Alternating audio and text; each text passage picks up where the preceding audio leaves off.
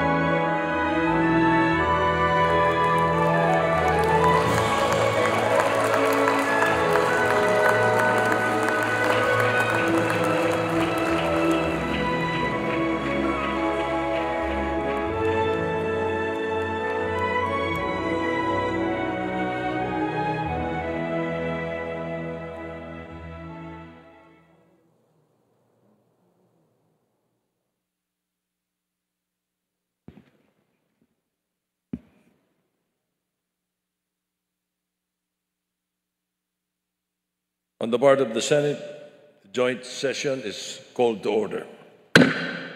On the part of the House of Representatives, the joint session is hereby called to order. Please rise for the singing of the Philippine National Anthem, to be led by Ms. Morissette Amon and accompanied by the Philippine Philharmonic Orchestra.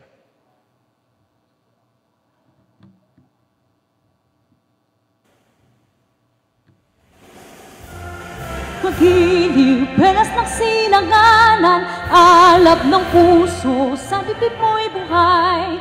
Lupang hinirang, duyan ka ng magiting, sa manlulupig, di ka pasisiin. Sa dagat at bundok, sa simoy at sa langit kong bukha, may dilag ang tula at awit sa paglayang minamahal. Ang kisap ng watawat mo'y tagumpay na nagdidingding, ang bituin at araw niya kailan kamay di magdidilim.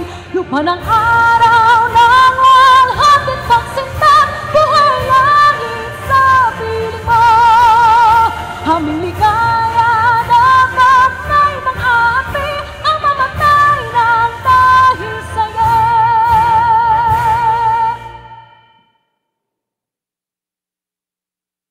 Please remain standing for the nation's prayer.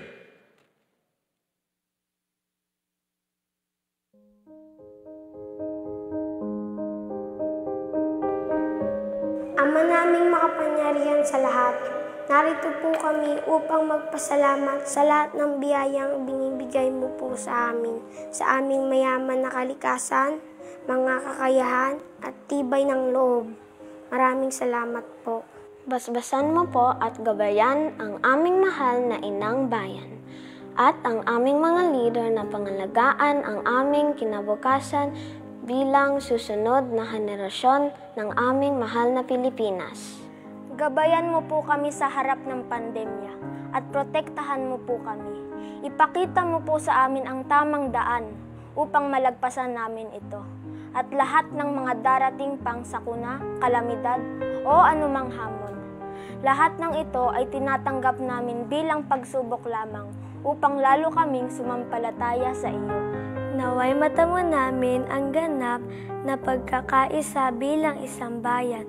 Turuan mo po kaming maging mapagkumbaba at laging unahin ang aming kapwa bago ang aming mga sarili, lalo na ang mga kapuspalad, mga dumaraing at ang mga nais na marinig, pati na rin ang mga kababayan naming naghahatid ng mahalagang serbisyo sa kapwa, maging dito sa Pilipinas o sa ibang bansa. Patatagin mo po sana kami bilang tao at bilang isang bayan na laging nananalig at naniniwalang hindi mo po kami pababayaan kailanman. Salamat, Panginoon, sa lahat ng iyong blessing sa amin. Ito po ang aming dasal. Amen.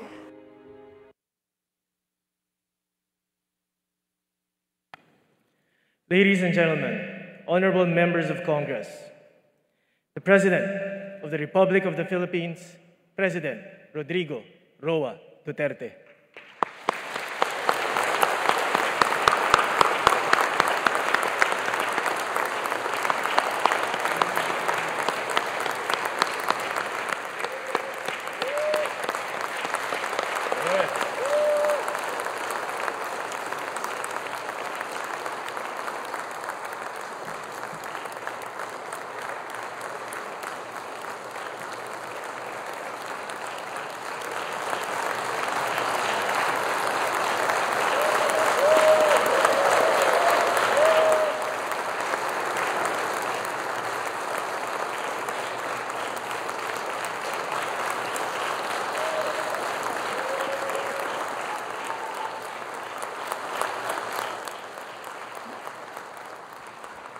Kindly sit down, please.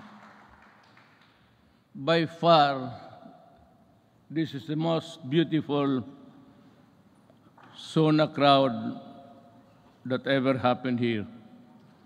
So many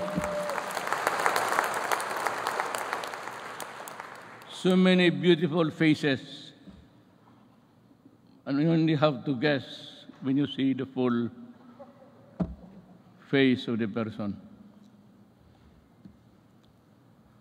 Senate President Vicente Soto III and the honorable members of the Senate, House Speaker Lord Alan J. Velasco, and the honorable members of the House of Representatives, Vice President Maria Leonor Robredo, former Presidents Fidel V. Ramos, Gloria Macapagal Arroyo, Joseph Ejercito Estrada, the Chief Justice Alexander Gismondo, and the Justices of the Supreme Court, Executive Secretary Salvador Medialdia, and the members of the Cabinet, Dean of the Diplomatic Corps, His Excellency Archbishop Charles John Brown, and the distinguished members of the Diplomatic Corps. My fellow government workers, and of course, to my lovely wife, Hanilet, mga mahal kong kababayan,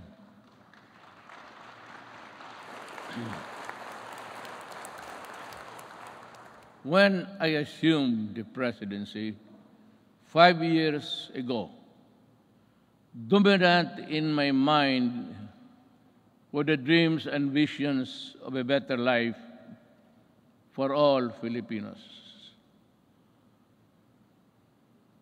I saw them as reachable through the institution of reforms and radical changes in both in the structure of government and the mode of governance. Changes designed responsibility, accountability, and all in consonance with the truth that the public office is a public trust. When I ran for the presidency, I just made fundamental processes, and strangely, you can count them by the fingers of your hand. I made those changes which I thought that was really, there was time and doable.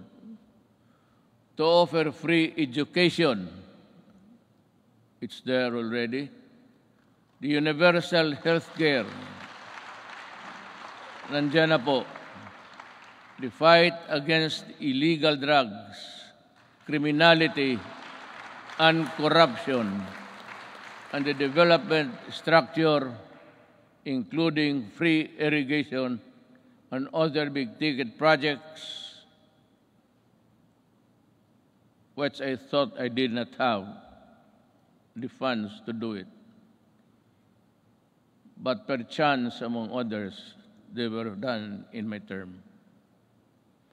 Today, as I approach my term, my end of my term, I have less visions, but more remembrances.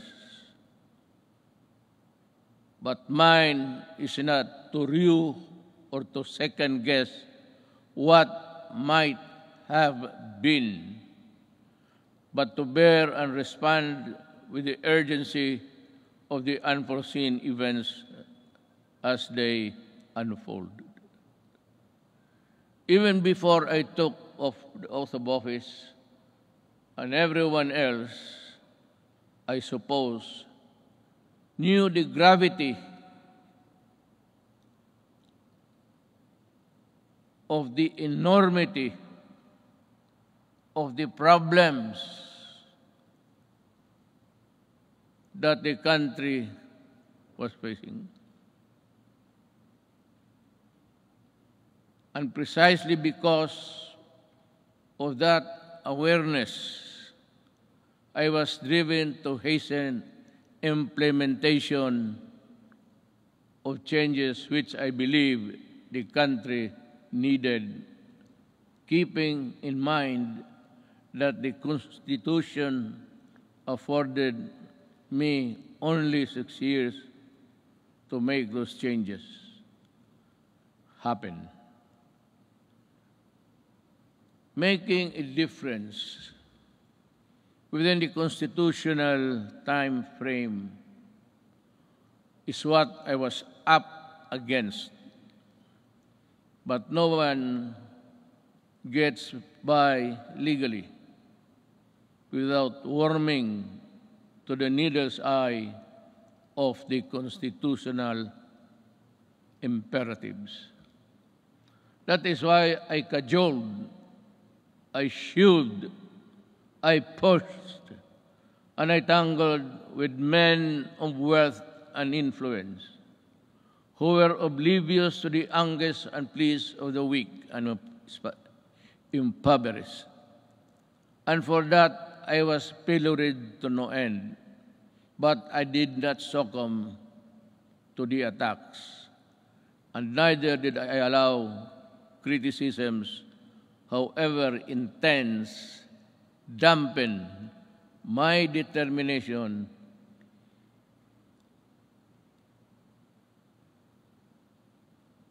and initiatives, because my purpose was pure and unpolluted.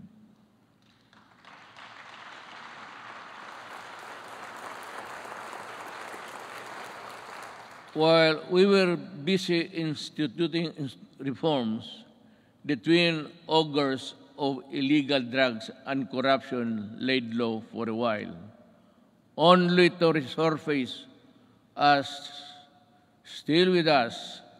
And make no mistake about it, corruption is but another term of stealing people's money, dashing in its wake a nation's goals and aspirations. Due to the brilliant programs and excellent work of our economic managers and the extraordinary cooperation between the executive and legislative branches of government, our economy, with investor confidence, was poised to leapfrog from the company into the company of the world's fastest growing economies until COVID-19 pandemic stalled everything. Be that as it may, allow me this opportunity to extend my personal and the nation's gratitude to all those who selflessly gave their all In the fight against COVID-19, our health workers and other frontliners who risk their own safety.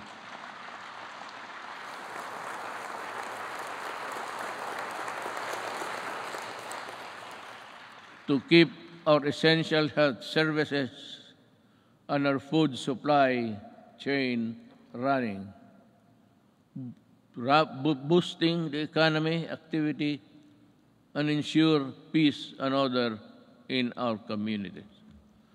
I would like also to extend my deepest appreciation for the generosity of the private sector who came to the government's aid in fighting COVID-19.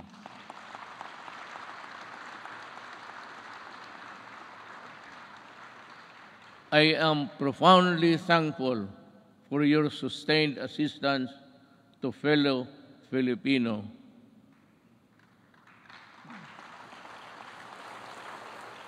And amidst the same deleterious effect of the pandemic to our respective industries, let me assure you that the government is committed to assist the private sector to regain the commercial vibrance of the country prior to the pandemic.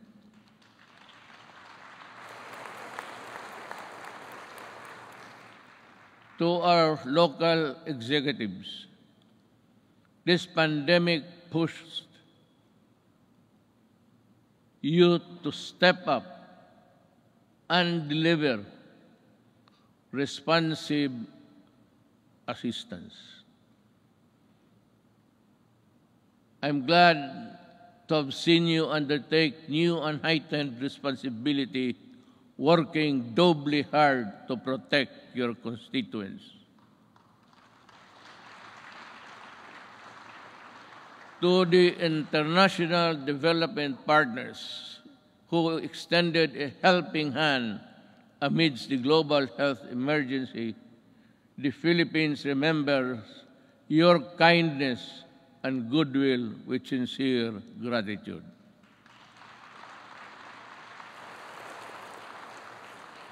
And to all of you who answered the call to protect one another by adhering to our nation's protocols, daghang salamat.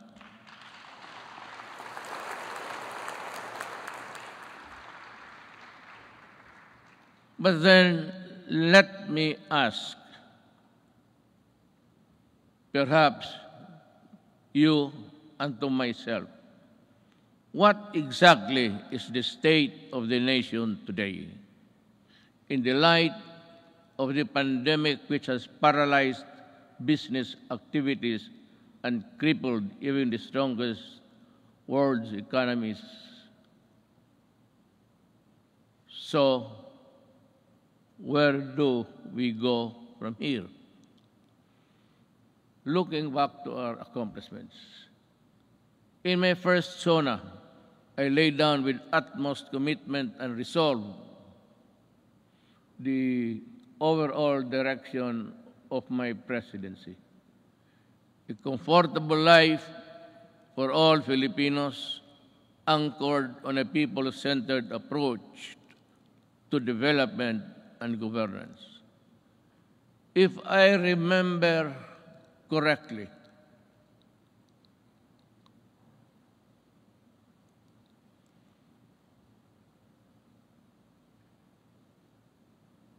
my administration,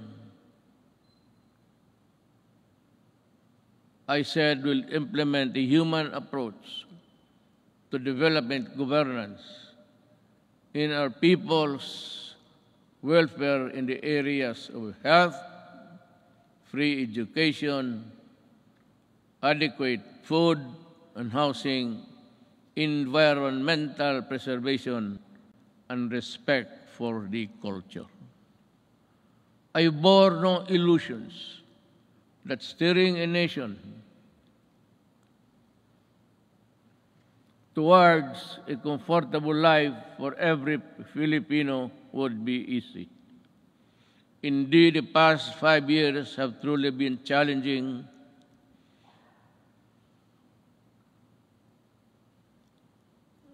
and humbling. I stand here before you today bearing no conceit, but if there is one thing that I could be proud of, is that not once did I waver in doing the unpopular, even if it meant upholding the greatest good for the greatest number.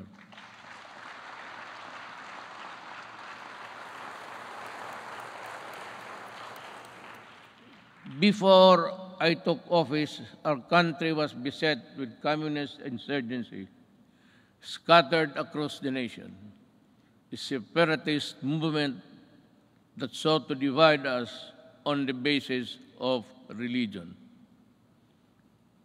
and religion's deficiencies, and the proliferation of illegal drugs and criminality.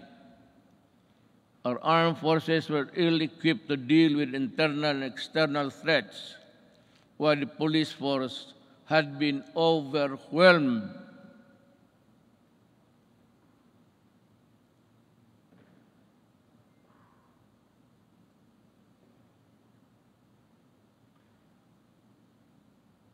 by criminality and the drug trade problem.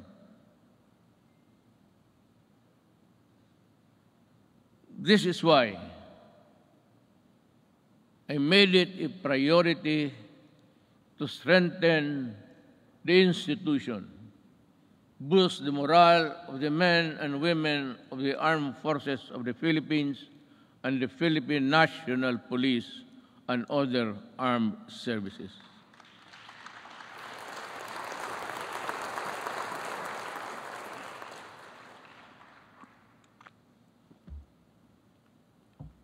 Again,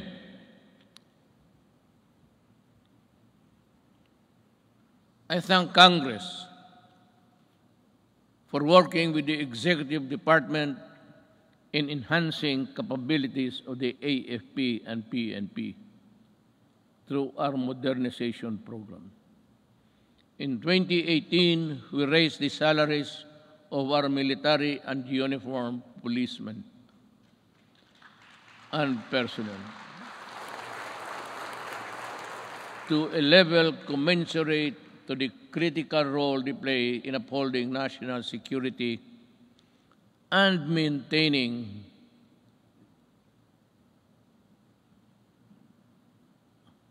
order. I am asking Congress to pass a unified system of separation, retirement, and pension of military and uniformed personnel to maintain government fiscal flexibility and provide adequate benefits and remuneration to our men and women in uniform. This shall apply only to the new entrants of the military and civil. Hindi ho lahat. It cannot be that we have to pay so many, even the salaries of the retired. They get a chunk of the big budget. And if we include the new entrants, the funds available for them would not be enough. It is also high time for us to pass a law providing free legal assistance to AFP and PNP officers, enlisted personnel.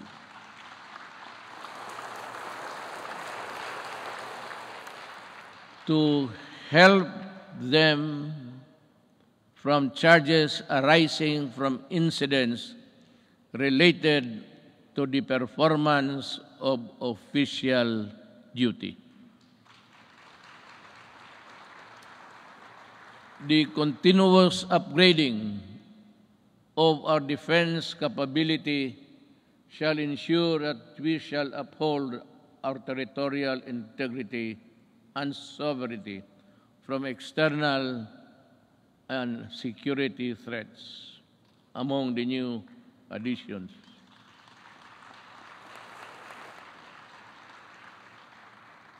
We welcome the country's 2 missile-capable warships to enable us to protect our seas by providing them with necessary equipment, by enhancing their professional capabilities, and looking after the families of the soldiers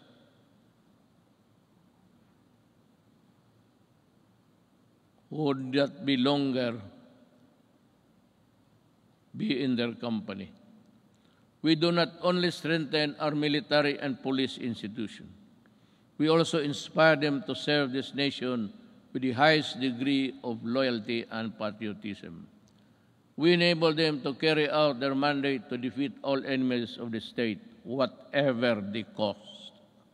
Indeed, I am proud of the accomplishments of our troops in securing our nation against all threats to our democratic institution.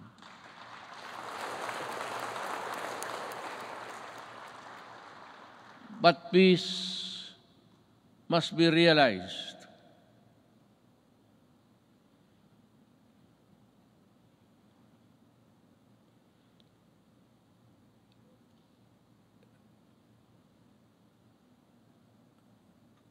Peace and security is not only just a military concern. That is why we deviated from the traditional purely military approach in dealing with matters of national security. With the creation of the National Task Force to End Communist Armed Conflict, or NTF-LCAC, we have made great strides in addressing the root causes of this conflict by empowering our kababayans who have been used by the communists for many decades. In our continuing effort to build state of safe and conflict-resilient barangays, we have worked towards the sustainable rehabilitation and development of communities where the communists used to operate. Through the NTF-LCAC, we invested in farm-to-market roads, school buildings, water and sanitation, health stations, and livelihood. Alam mo, kasali na tayo dito lahat. Always, every law or every regulation must pass Congress, of course, to the President. But sometimes, you know, in our,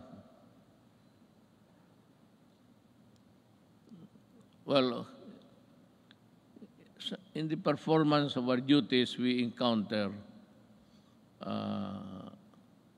the not so nice of confronting each other. But because of these interventions, more than 17 former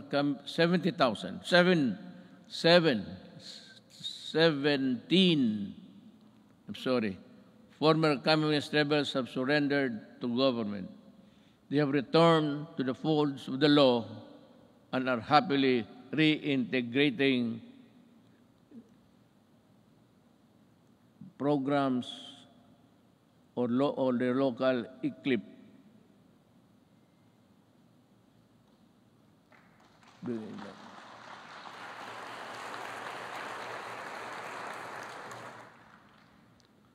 It's either I am talking too fast or too slow, or the operator of this thing here is drowsy.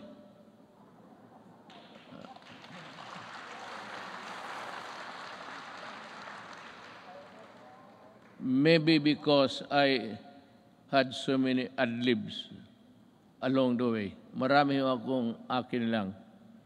Kaya yung nahinto ako when I stop and I process something in my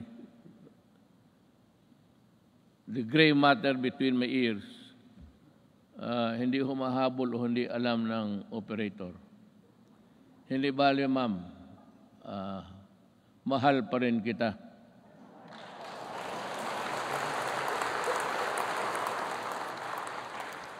Lalaki ba ito o yung mga babae?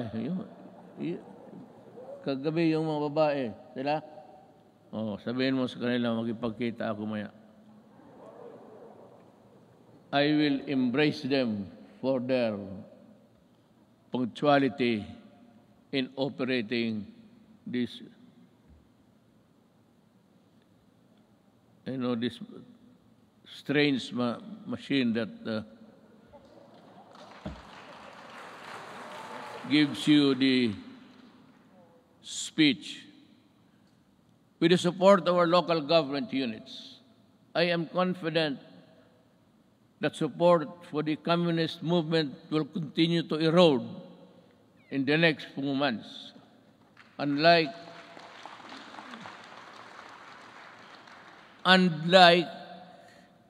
the decades-old Moro rebellion in Mindanao, we also bring an end to the armed struggle of the communists once and for all.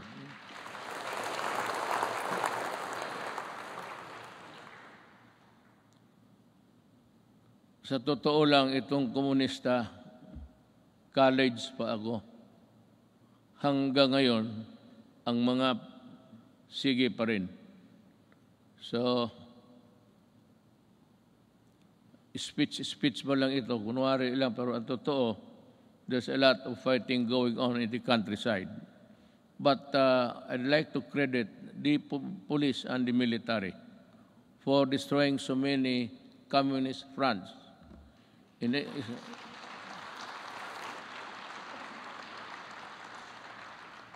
think they have destroyed more than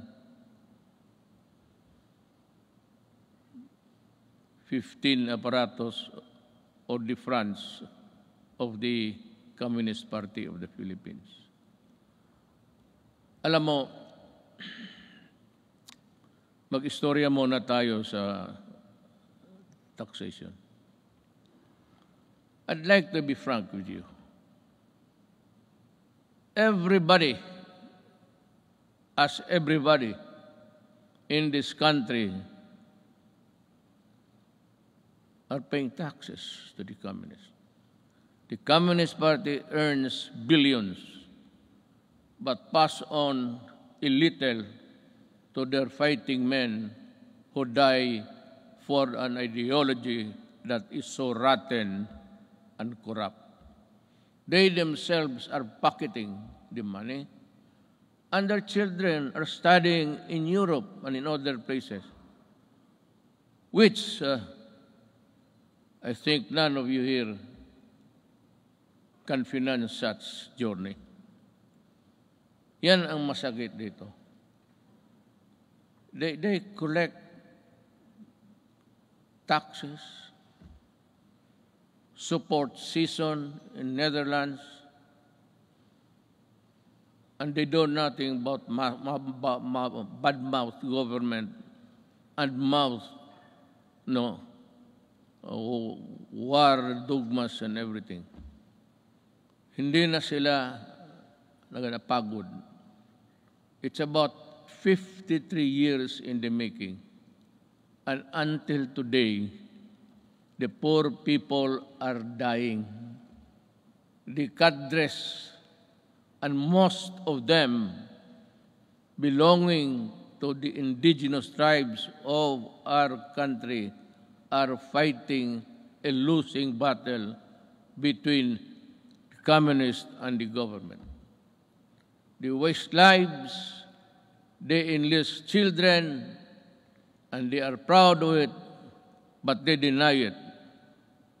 But when you go to the mountains, such as I and Senator go many times, even during the elections, they were there with so many arms that I think somebody, an idiot here in the Philippines, supplied the firearms.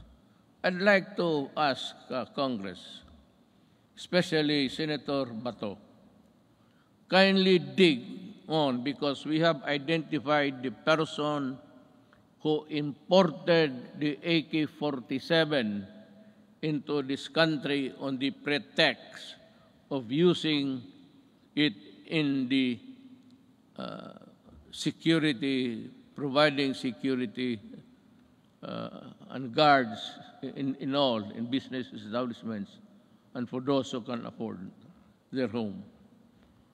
This policeman, I think, is still there. He was a colonel, and she is still, walang nangyari. At maraming sundalong namatay dahil sa mga armas na pinasok nila dito sa Pilipinas. So that my orders to you, if you see them walking around, kindly shoot them dead. I would be happy. Anyway, you're already charged in the ICC together with me. So what is the problem of adding another one? Another idiot Filipino who has caused great damage to our country. Yan ho ang totoo dyan. At itong mga pulis, but let me go back in time. When I first said I will fight drugs in 6 months, I thought it was like in Davao. You can either coerce, intimidate, or bribe them, or give them money. I said, lumabas kayo ng Davao, doon kayo magkalat sa Luzon at sa ibang lugar. Huwag dito sa Davao. Naniniwala naman ang mga ulol at we were able to attain a sense of normalcy in the city.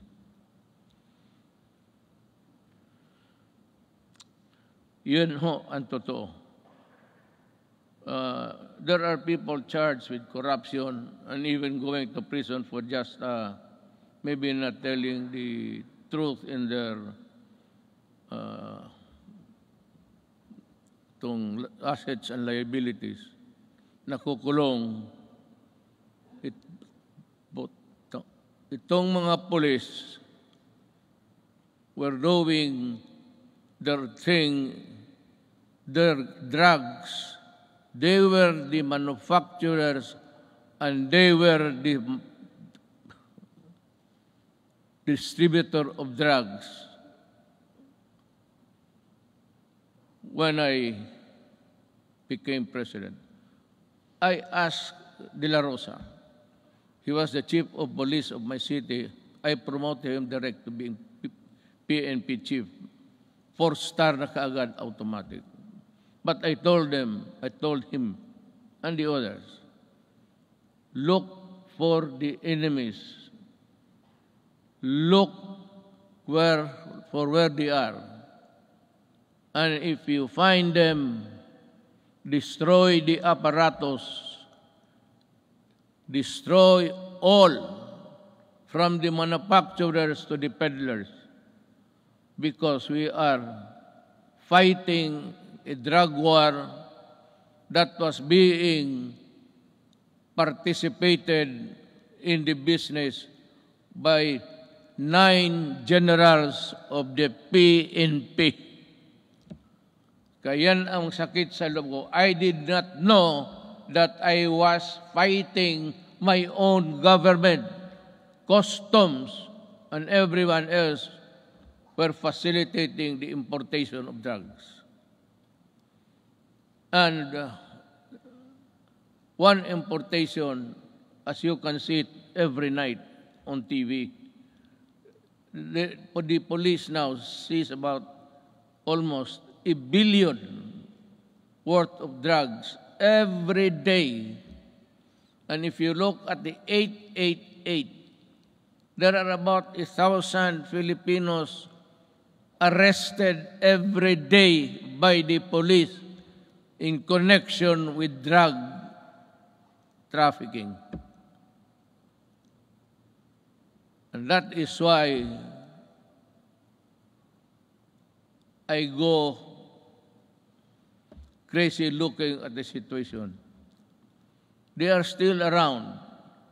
We do not have the laboratories now because nawala na sila. At itong naiwan ngayon are doing the importation. The citizens of another country cook their shabu in their in their tugboat or something, and they threw out the product contained in the plastic bags and with an GPS attached to the contraband so that the importers here could find them easily. That is how we are fighting, almost losing a battle against drugs. And now, the Sinaloa gangsters of Mexico and the triad of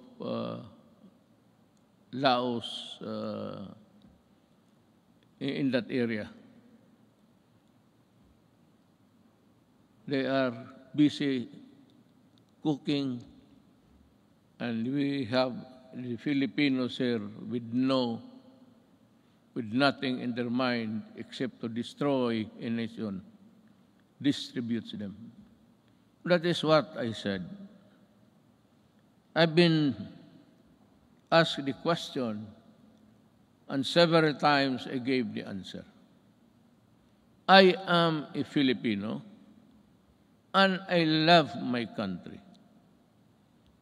I do not want my country in disarray because of drugs.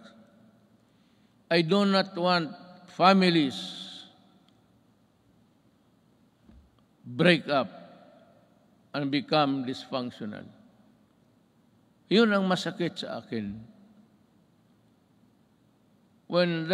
If you want to destroy a family, look for a way of the member or a resident of that family home. Biglang mo na droga. Pag nandyan na yung droga at they are hooked, and that is the end. Sometimes families are separated because of drugs, becomes dysfunctional, at yung mga masawa magpunta doon sa abroad, ika nga, to look for jobs. And you know, in the Middle East, I am not attributing it to any particular country, but there are tribes in the Middle East who are employing our Filipina citizens, and they are uniform. Everybody who comes here home asks them how many hours of sleep they have. They said it's only 3 to 4 hours. And the food is hogwash. And the sacrifice because they send money to the families back home. And thinking all the time that the money was spent usefully, only to realize when she comes home that that family has already dispersed to nowhere. Bakit yan? Because itong mga durugista sa baba, itong peddlers, itong basurero, tawag, it's street lingo. They look for families na may mga nanay, tatay nagtrabaho, ang tatay or nanay nagtatrabaho sa abroad. And to think na iniiwan nila ang mga anak nila kung saan-saan na lang, to their neighbors, at the tender age of 3 to 4, 5, it breaks your heart.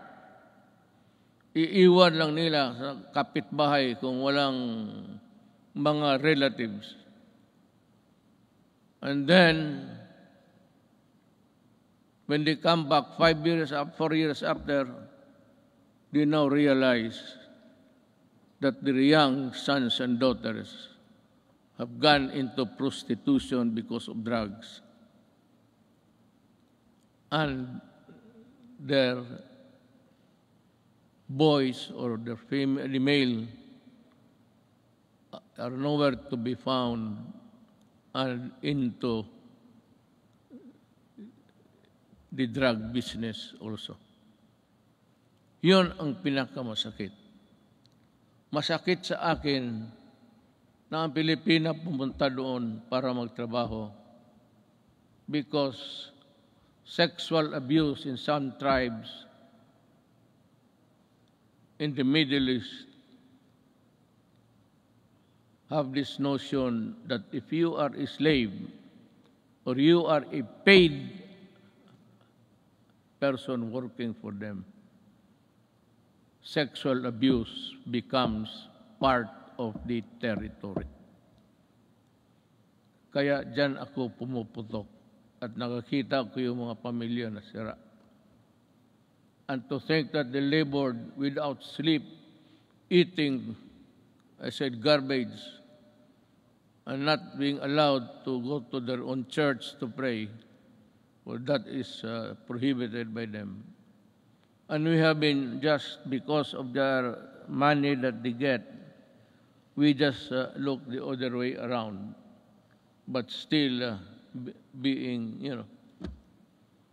bothered every night and day, what will happen to the next succeeding group of. That is why I have in this speech, I talk about slavery. Pero yan, magprangka ako I will never deny, and the ICC can record it. Those who destroy my country, I will kill you. And those who destroy the young people of our country, I will kill you. Talagang ngayariin kita because I love my country. You can do it the legal way, but it would take you months and years. And you know what? The statistics I just learned the other night, that plenty of those who are in the middle class have been released from prison despite the fact that they are charged of trafficking which is non-bailable, and most of them are out. Babae pati lalaki ang kaso. And that is why I said, I toyed with the idea. I said, if there is still space, with due respect to the Senate President, he is a good man. He can become a good Vice President. He is holy. Ngayon, hindi na siya nahuhuli. Noon, huling-huli siya. But with due respect to Senator Soto, who's also running for the Vice Presidency, he is a capable man, a good man, and a Filipino.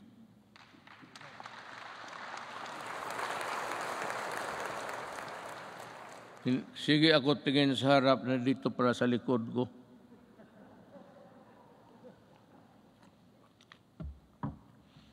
You know, when you are old, I've been in politics, mayor for 23 years, 5 years as a congressman dito. I work here. And 4 years working as vice mayor for my daughter, Sarah.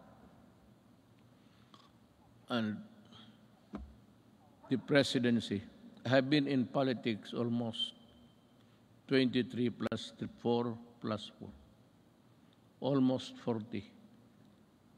Kaya kung hindi ko na malaman ang seat arrangement dito, hindi ko alam na noon pa ang mga Senate President pati. Butit na lang hindi ko sinali si Velasco. Baka hindi na ako makabalik doon maya. Dibale, diretso na ako uwi. I have said many times before, the bloodshed caused by the separatist movement in Mindanao is all about correcting the historical injustice suffered by the Moro people. Since the period of colonialization, with the help of Congress, we were able to pass the organic law for the Bangsamoro Autonomous Region in Muslim Mindanao.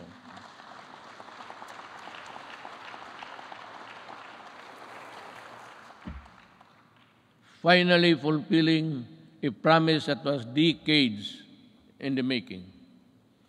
Our victory in Marawi is also a testament to how the Filipinos' patriotism is far stronger than any extremist group. As I have said before many times, there is no room for lawlessness in this country.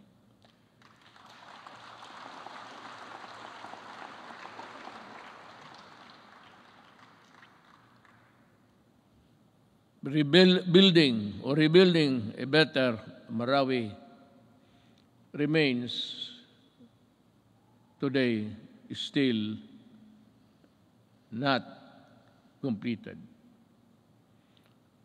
To Task Force Bangon Marawi, we need to race against time, and you have to finish the necessary work for to rehabilitate the war-torn city and bring back its families back home. Now, let me talk again about the drugs. I was just ahead because I was talking something else. Nag-segue ako. While we have made great strides in ending rebellion and insurgency in various parts of the country, we still have a long way in our fight against the proliferation of drugs. This problem has hounded our country for several decades, destroying families and degrading the moral fiber of our society. When the assumed office, I committed to end this problem at the soonest possible time. We launched an unprecedented war against illegal drugs and to destroy their apparatus. That permitted every level and sector of society. We waged war on the manufacturers, the financiers, the suppliers, the peddlers, and the entire syndicates, and more importantly, their protectors in government. We have rescued and reformed drug dependence because of their idiotic sense of decency. While interventions and building facilities not only for the rehabilitation, but also to prepare them to reintegrate into society. Our unyielding campaign led to the surrender of millions of drug dependents and neutralization, capture, and prosecution of thousands of drug personalities. The dismantling of illegal drugs and syndicates and the drug laboratories, the extensive drug communities down to the barangay level, and the cutting of narco politics. You know, allow me a little bit of your time. Wala naman siguro kayong lakad ngayon. Unless na, no, you want to, unless you have this appointment with, I'm sure hindi babae yan. That would be a sexist statement. Kung nagmamadali talaga, halos tumatakbo, babae yan. Kung naglalakad lang na natural, medyo less important yan. Ganon yan. Pero dito wala. I'm not making any success. I'm just saying the truth. What is the truth? It's there for all to see. Let me talk about our quest for infrastructure development. 5 years ago, the first thing I made sure was to increase our infrastructure spending to an average of 5% of the country's GDP.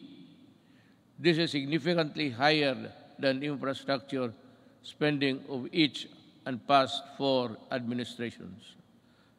Thanks to the comprehensive tax reform program that enabled us to fund critical infrastructure projects, today we can see the tangible results all around. MRT-3, with its frequent breakdowns and unloading of passengers mid-rail, was a horror. That was for the daily commuters to endure in the past. Now, MRT-3 no longer unloads passengers but to their destinations. The waiting time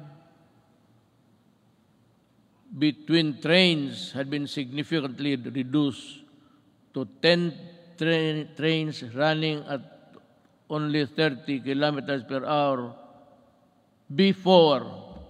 Now MRT runs 23 trains at 60 kilometers per hour. We have taken away the misery of public commuting. We also pursue the completion of the LRT to East Extension project by extending Line 2 and adding 2 more stations. We have reduced travel time between Manila and Antipolo from the usual 2 to 3 hours to only just 40 minutes.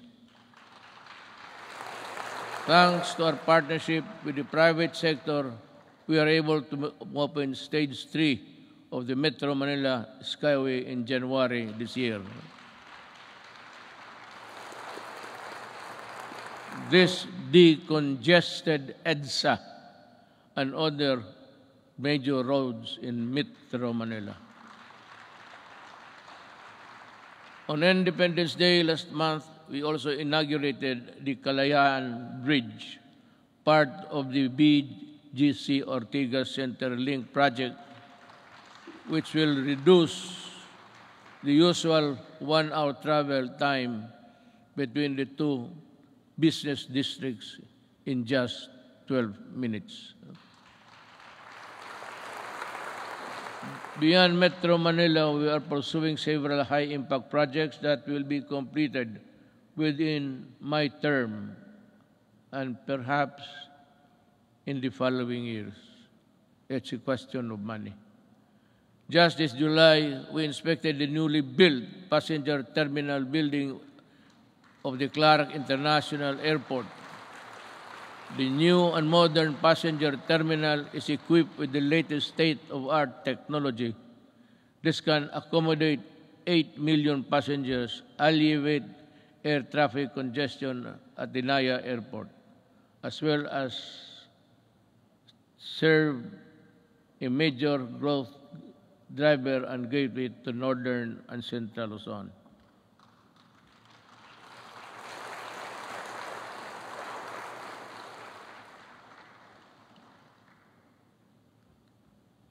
Madali man ang magpakpak, ang basa ang mahirap.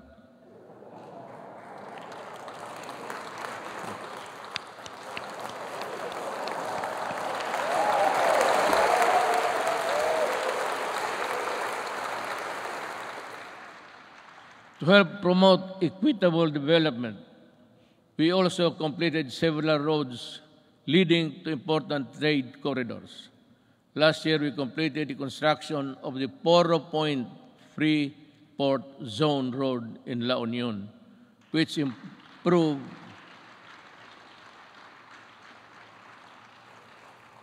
Nakita na ninyo yan?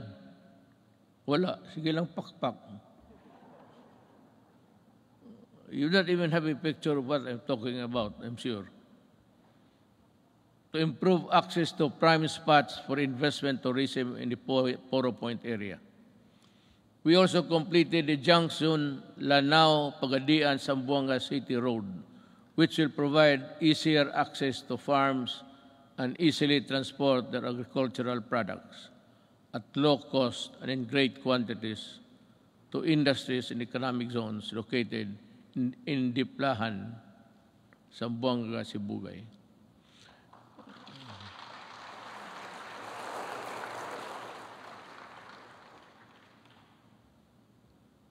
The Sorsogon City in Bicol,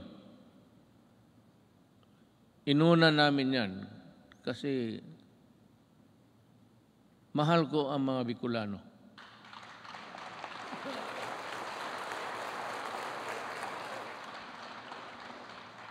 Pangangatawan ninyo yung pakpak ninyo, ha?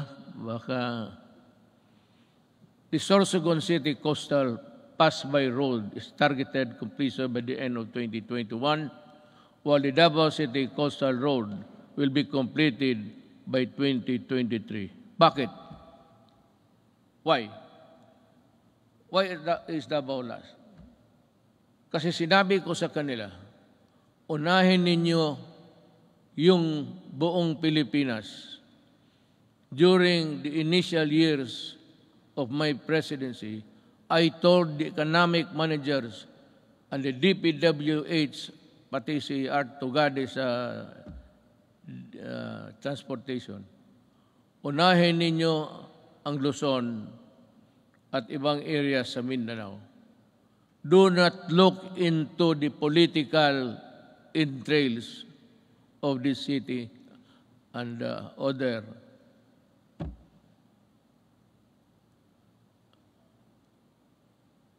provinces. Sinadya ko talaga na ipanghuli ang Davao. Kaya for the Davaoenos, you must understand that we cannot really unahin natin yung, kasi taga dyan ako eh. Kung hindi ako sigurado taga Davao, tapos na yan, pareho ng iba. Kaya lang sinabi ko, make Davao the last priority. At totoo yan. Sorsogon is a little politics, but that's the territory of our Vice President, Lene Robredo. Are you here, ma'am?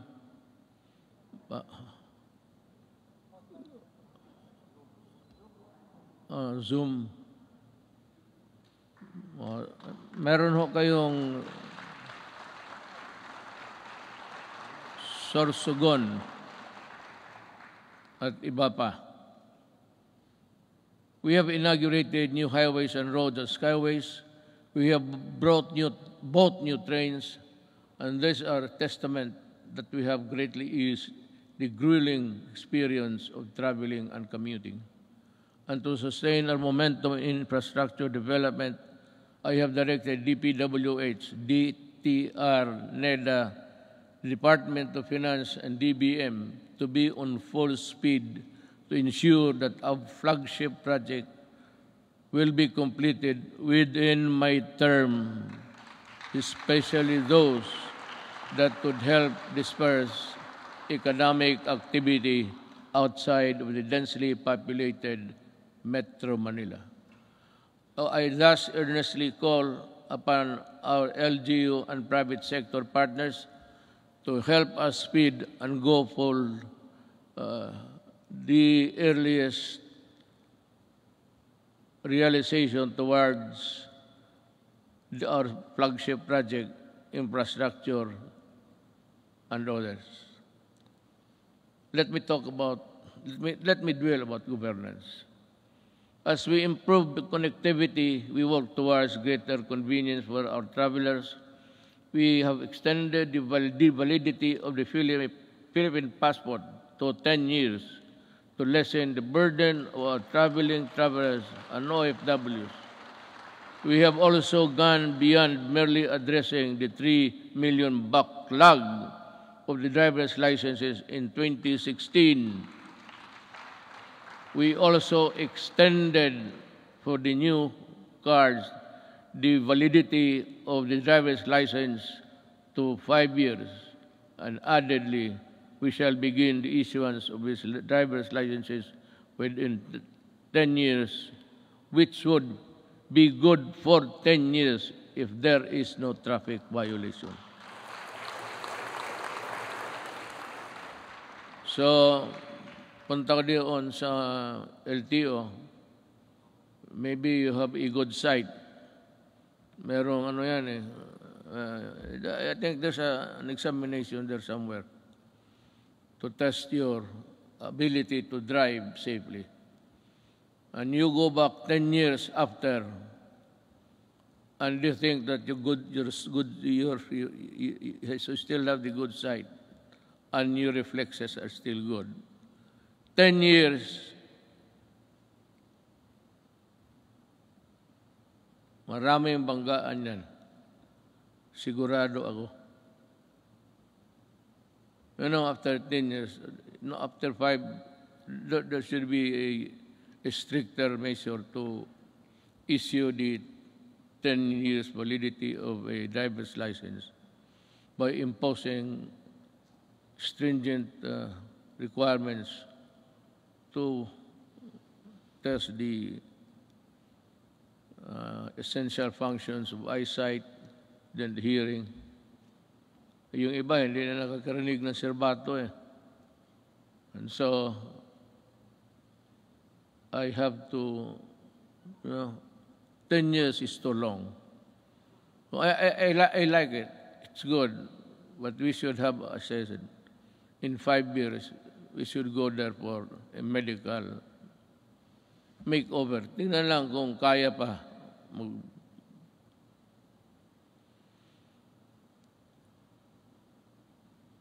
Not only did we extend the validity of the licenses and passports, we also sought to make long lines a thing of the past. By streamlining government processes, these efforts are embodied in the Ease of Doing Business Act, which Congress passed on 2018. Thank you, Congress.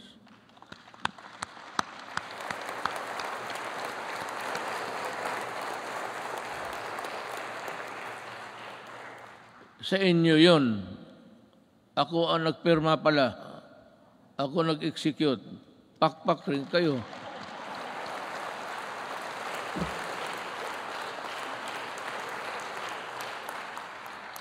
Dapat ganun ang SONA. Sabihin mo lahat. At sabihin mo na your, not really your qualms, but your misgivings somewhere there.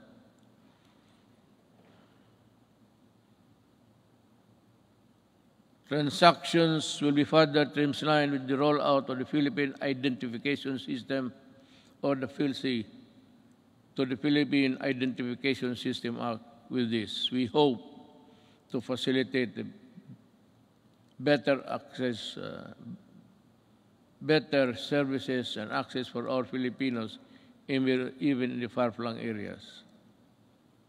I want to say something about this, but I'm taking too long, We also ensured the modification of the salary schedule for civilian government personnel through the Salary Standardization Law 5.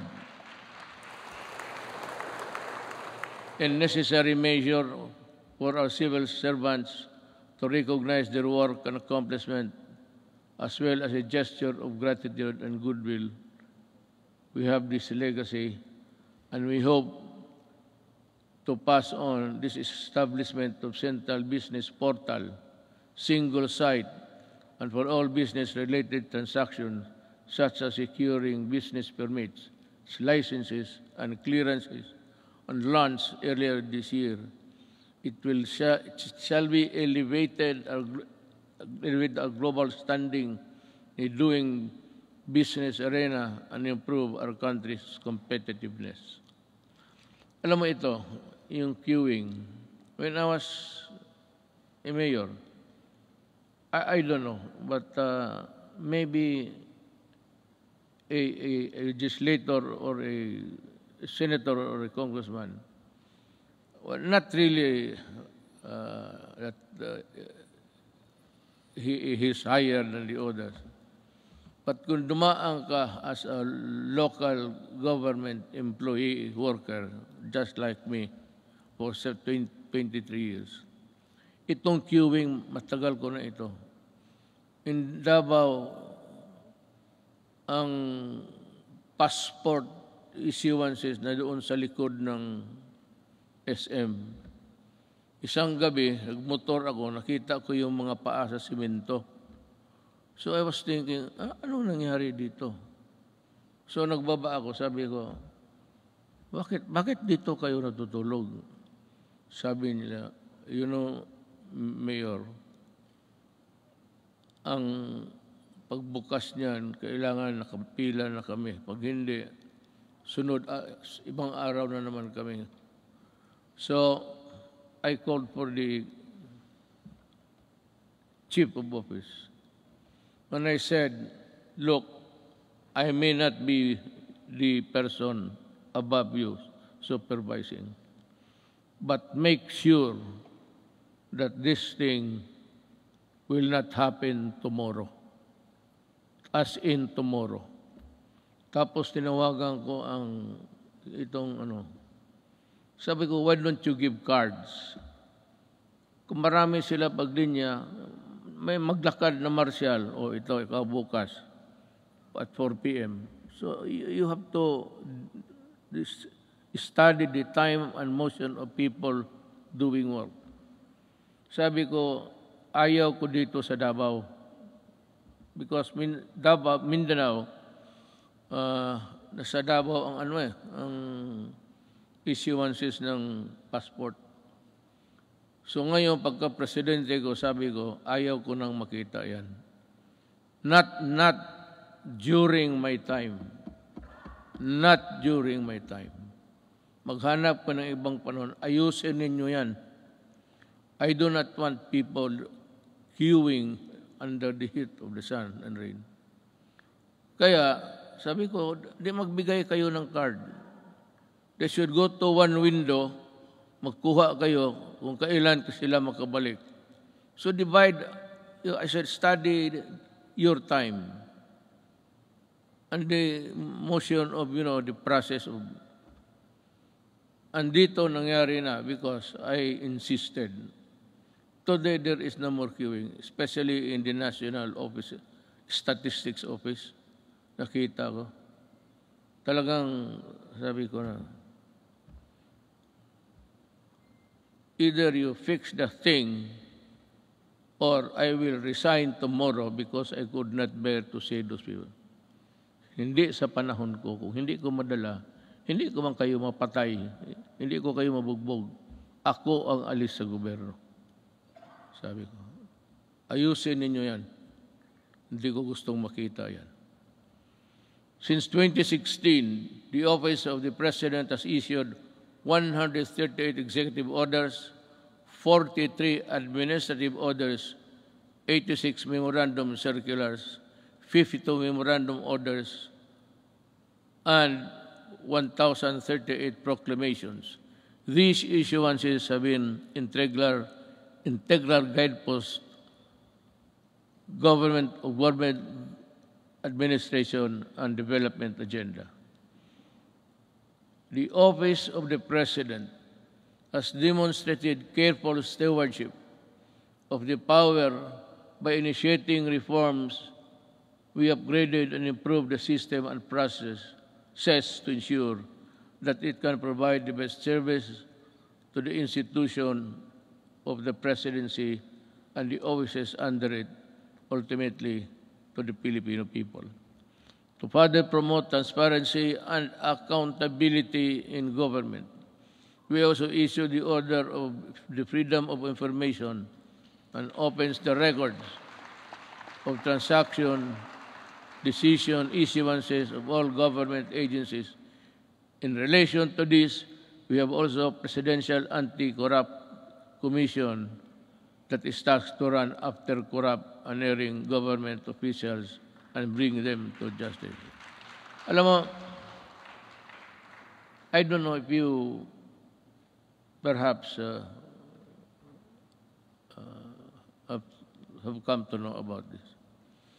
I have yung pastillas sa airport. There were 43 personnel involved. I fired them all. Talagang binaalis ko sa gobyerno. Nagbalot mga ako ng pera sa pastillas. Sabi ko magbalot ka, lagyan mo ng pera. Kaya ito ang ipakain ko sa kanila. Tinawag ko, 43 of them from the immigration. Mabutit na lang nandyan si Justice Secretary Guevara. So, that prevented me from doing it because kung hindi siya dumating, and I never expected him to be there, bigyan ko isa't isa yung papel at ipakain ko talaga yung pera sa kanila. Gusto mo ng pera, kainin mo. That is the best way of... Then you fire them. Customs 73 plus 42, and every day you have we have dismissed about 200 government personnel. But some I did not allow the publication because may mga pamilya eh.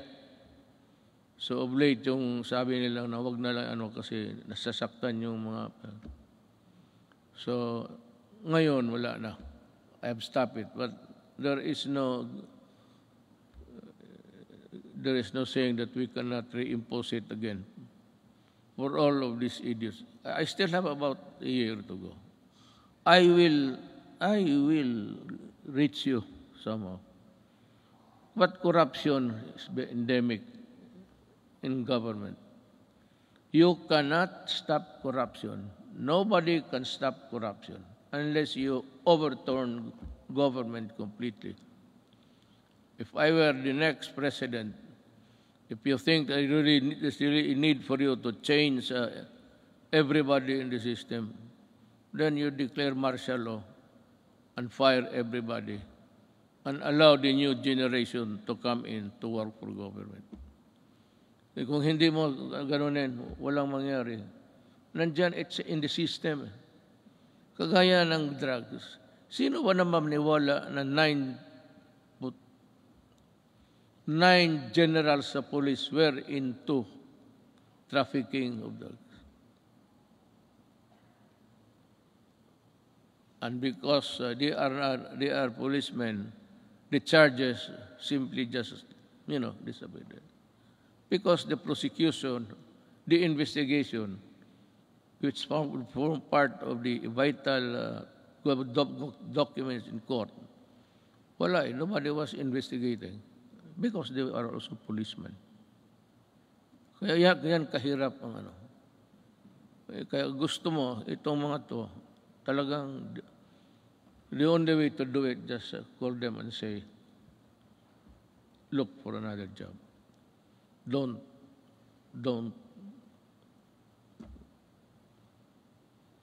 Ganon kahirap. Now, let me pursue my talk with the foreign policy of the country. In the international arena, we have vigorously pursued an independent foreign policy centered on the promotion and protection of our core national interests. Yet,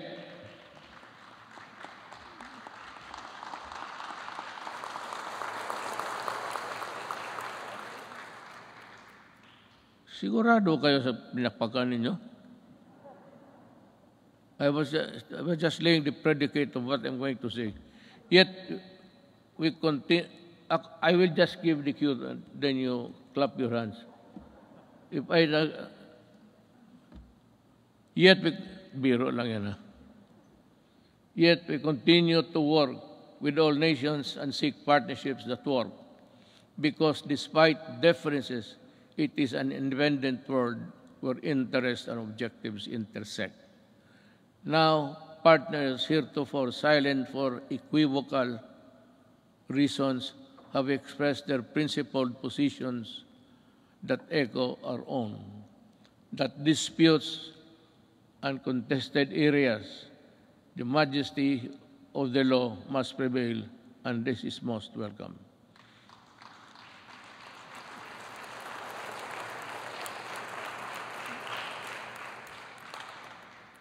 To our friends in ASEAN and around the world, thank you for supporting my government, my country and people, where it truly matters.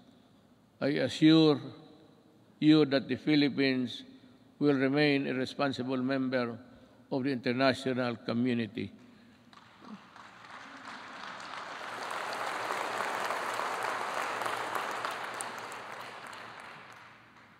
And we will work with you to achieve our shared objectives. But make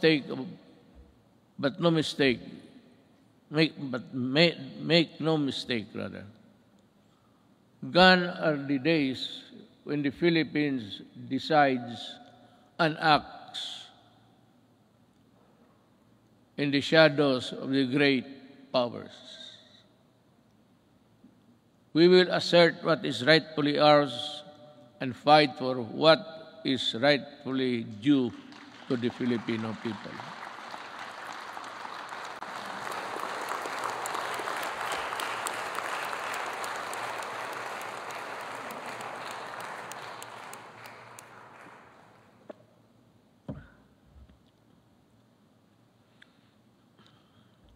We do not have any SONA every day.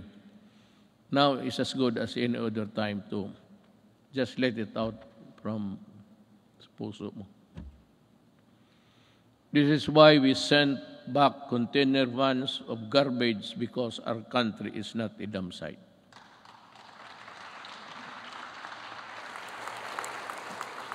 And the first country to do that, hindi ko alam kung bakit, ang Canada. And the container was there for 3 years because hindi alam ng port authorities kung anong gawain nila sa garbage. And I said, isauli mo. I want it done tomorrow. Those containers must be out of our country. Pag hindi kayong lahat, all of you in custody, I'll fire you. That is a good ground for dismissing people for accepting the garbage. Kaya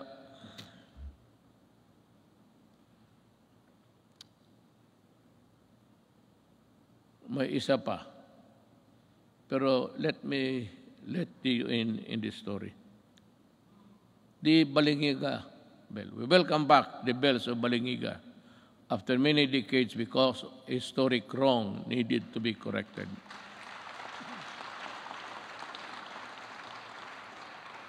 The deal was, I would say, I am in bad faith. Sigurado yan. I will admit it. But this is the real story.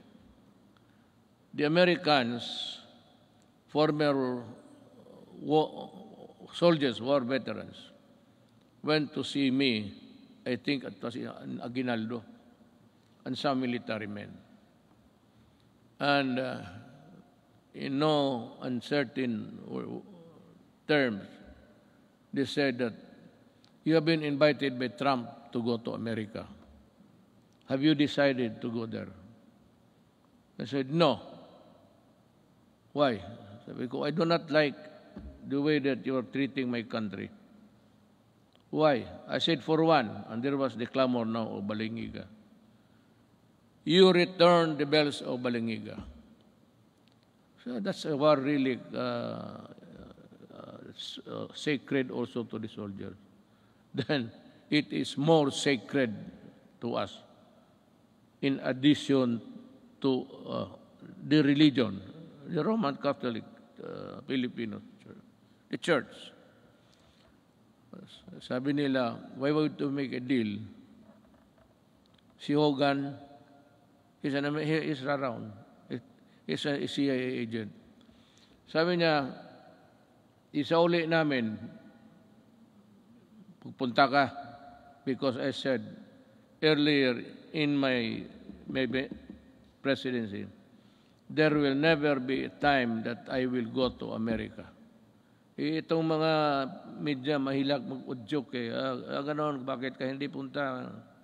O arte mo lang yan. Sabi ko, then you watch me. Gusto ninyong malaman. Sabi ko sa Amerika, yes, I might consider going to America. So, well then. O sabi ko, work on it. Ano in just 2 months' time, they told me that the ship carrying the Balangiga bells are on their way to deliver it to Quezon. You remove it, you put it back there, kayo mismo. So tulong-tulong sila doon, nabalik na. And Hogan said, so when are you going to go to America? So I do not have the time. But I will go there. Nung malapit na, hindi na talaga ako pumunta. Well, how about your promise? Well, I lost time to do it. I cannot do it now. Pero talaga, in my mind, and the Americans might know it, there was never in my mind a trip to America. Ngayong Balingiga, sabi ko, you massacred one barangay, baryo noon, women and children and all. Pinatay nila lahat. Because that bell, Balingiga, was used to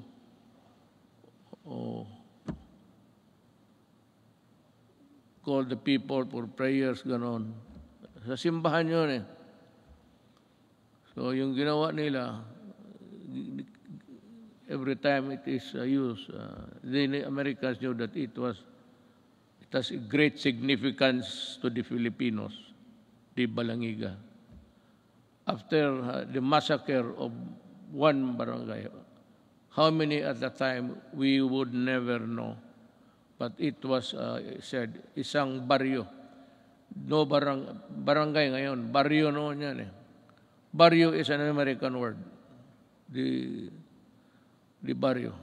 They also call the small places in Mexico barrio. The Americans borrowed it from the Spaniards, barrio. So sabi ko, you really got it at the expense of the blood of Filipinos. Do not hurry me up. If I go to America, it will be in my own time. Pero actually, wala ako. I have not been to America for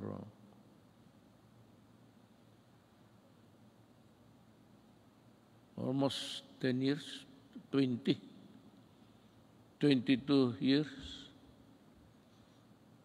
I have not visited America, and I do not have the intention of visiting it anymore. We called on the world to dismantle the heinous kafala system. Ito ring isa. Because the Filipino is no slave unto anyone, anywhere. And there is no room for modern-day slavery. We helped start a new global civil rights movement for the migrant worker. And we asserted the arbitration ruling on the South China Sea clearly and in no uncertain terms, bilaterally, and the ASEAN, and finally at the United Nations General Assembly. And let me talk about that. I said in the September of last year, the arbitral award is now part of the international law and beyond compromise and beyond the reach of the passing governments to dilute, to diminish, or abandon.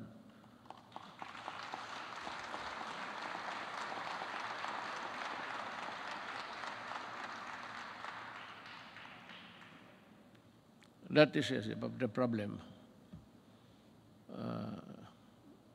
Let me back to just to everybody in the Middle East. I would like to tell them that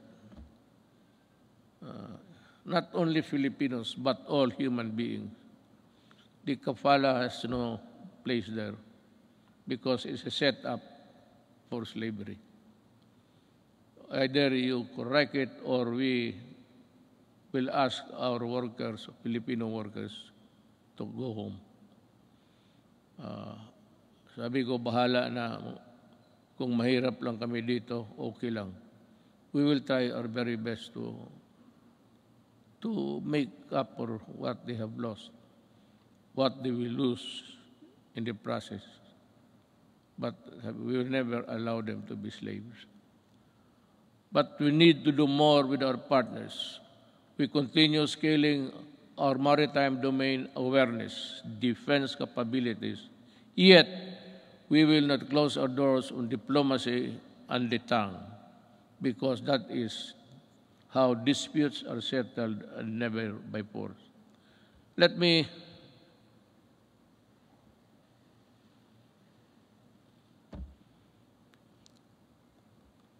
alam mo,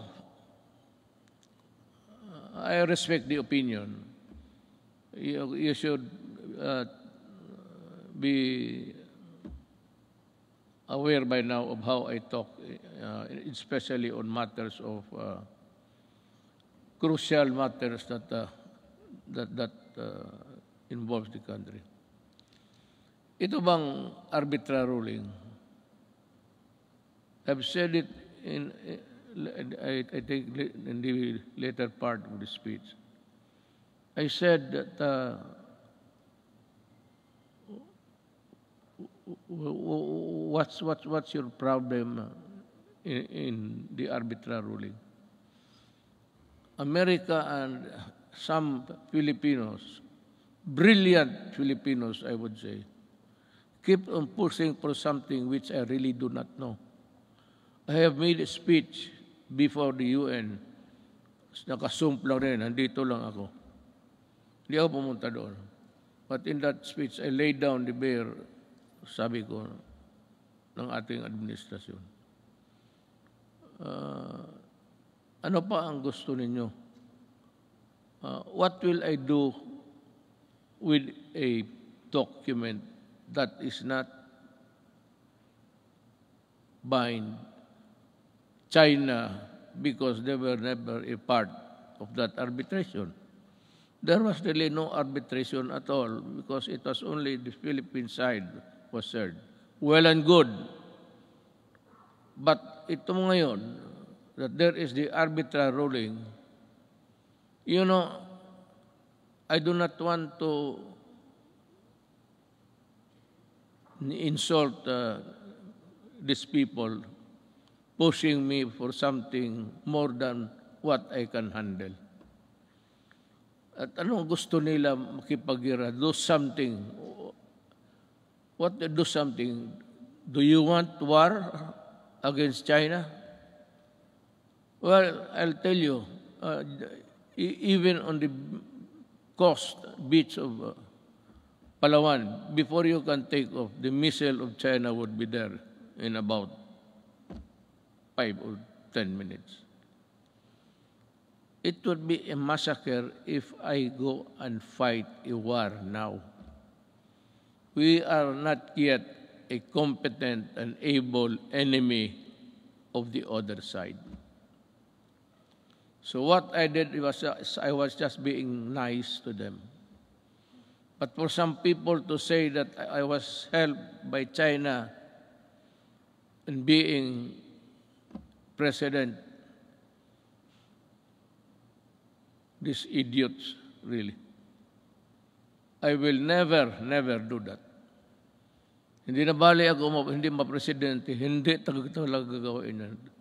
To be, what? Receiving money from China to buy votes? They say that they help. Maybe in some Chinese communities, the gossip going around was that support Duterte. But the whole of the Chinese community in the Philippines went for me. Why? Kasi sa Davao nung mayor ako, ni minsan hindi ako tumatanggap baski Christmas gift. Dito dito sa Maynila, presidente ako ngayon. Maraming nagpadala ng baril, kung ano diyan, gobs. Sabi ko, isauli mo yan. Yung mga relo, itong aking relo, it's IWC. This is only 300,000. But the patik that has come way me, sinauli ko talaga, return it. O pag hindi, itapon mo sa Pasig sa harapan nila. Hindi ako tinulungan ng China. Nag-usap kami ng China civilly, but after election. And after election, I was a good friend of presidency.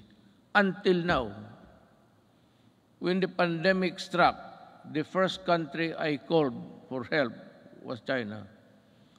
President Xi, sabi ko, President, we have no vaccination program here because we do not have the vaccines. We have not been able to invent one. We might have a hard time. He said, no, it's okay, we'll send you. And he sent us, I donated about 1,500,000 of vaccines. Ganon, kaya sabi ko, ako, lalo na kami mga Bisaya, mabigat sa amin yan, for us Bisayans, yung utang na loob, mabigat talaga yan. Hindi mo mabayaran ng pero pag may utang na loob ako sa iyo, you can be sure that I will be your friend, a true friend, and die for you. Pero ito, China mag-die, bakit ako magpakamatay dyan? Sundalo ako, ubusin ko. How can we fight China? Do we have the weapons? Do we have the everything? Now comes America. They say that if the attack is against the Philippines, they will defend. But they issued a statement that America does not meddle in conflicts involving the boundaries of other nations. And if America has to go to war, you would have to go to Congress to get, American Congress to get that authority to go to war. That is why many presidents, hindi na lang, it was just not an error, a mistake, a malicious mistake. No president has ever been punished for attacking nations, getting into a fight with nothing. And if they come here, well, ang problema kasi nandito na yung balingiga, sa uli na lang natin, uli. Maybe I'll just return and pag ito it's no big deal to us. Ring it until you die. Fulfilling my promise to our coconut farmers and the Filipino people, my administration has worked with Congress to pass the Coconut Farmers and Industry Trust Fund Act.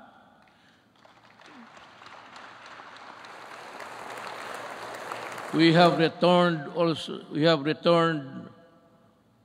Also, the cocoa levy funds to its true and rightful owners, our coconut farmers. The fund is now worth estimated to be 75 billion, which will be utilized according to the plans and programs in the Coconut Farmers and Industry Development Plan for the direct benefit of the Philippine coconut farmers and the development of the coconut industry.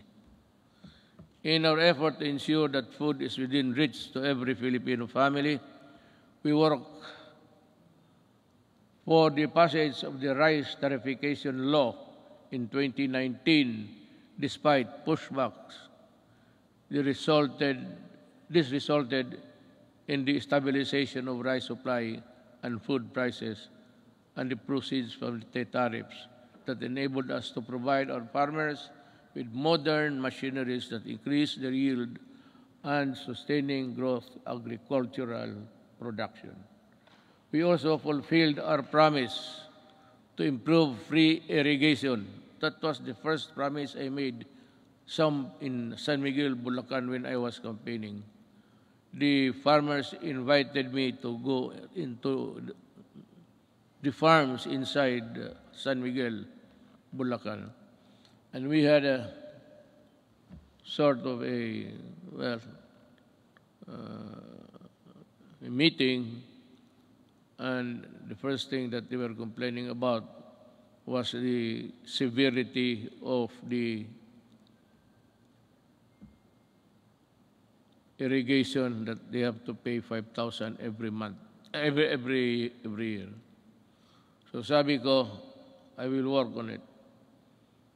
Free Irrigation Service Act of 2018 is a product that now lowers the cost of agricultural production, especially for poor farmers. We also work to ensure that households have adequate supply of clean water, potable and affordable water. It's more than a commodity. It is vital. It is a vital public good. This is why I used my political capital to fight vested interest behind disadvantageous water service contracts that burden consumers with unjustified water rights prices increases with the signing of this concession water agreements.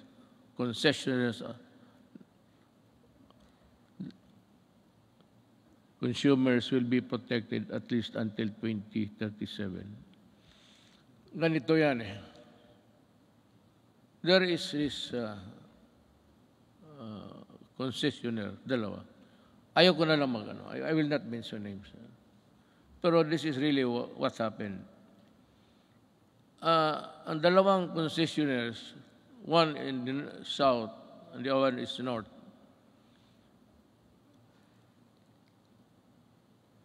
as the rich cartel dito sa Southeast Asia, ang kinakapture nila ang electricity pati tubig.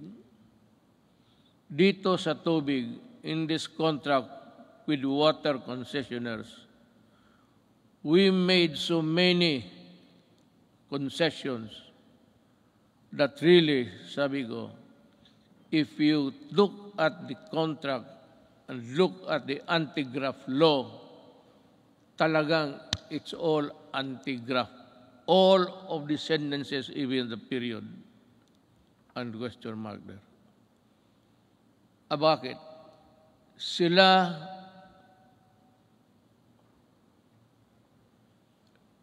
walang problema sa tax because the people, consumers, will pay the taxes for them. Sila kung malugi, sabi na, hindi nila kasalanan, and we can think of it through not of their own fault, sabi doon, bayaran natin sila malugi. We pay for the tax corporation nila. at sila ang mag-decide kung i-increase nila o i-decrease nila ang water prices. The regulators, itong mga regulators sa Pilipinas, walang magawa and they acceded to the contract. It was really, I do not know how to put it. Kaya ako nag-pardon, di ba nagmura ako? Sabi ko, biro mo kung malugi sila, babayaran pa natin. Tayo ang corporate tax nila. Tayo ang magbayad. And it's a cartel that service concessionaires are part of the cartel of Malaysia and Indonesia, and they form part of that mother corporation.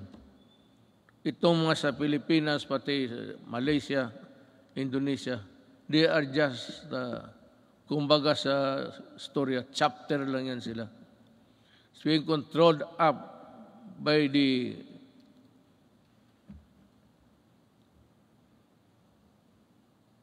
kaya sabi ko, wala ito. I told them, I told Dominguez, tell them that I am no longer honoring the contract. Meron pa doon, payment of itong tax, water treatment plant to be constructed in the Harrison Plaza site. Yun ang pinirmahan natin. So, 1997 up to the present, or up to the month that I blew my top,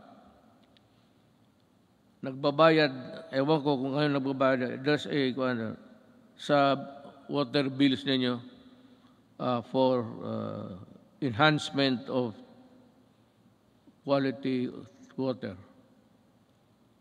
Ang ibig sabihin, water treatment.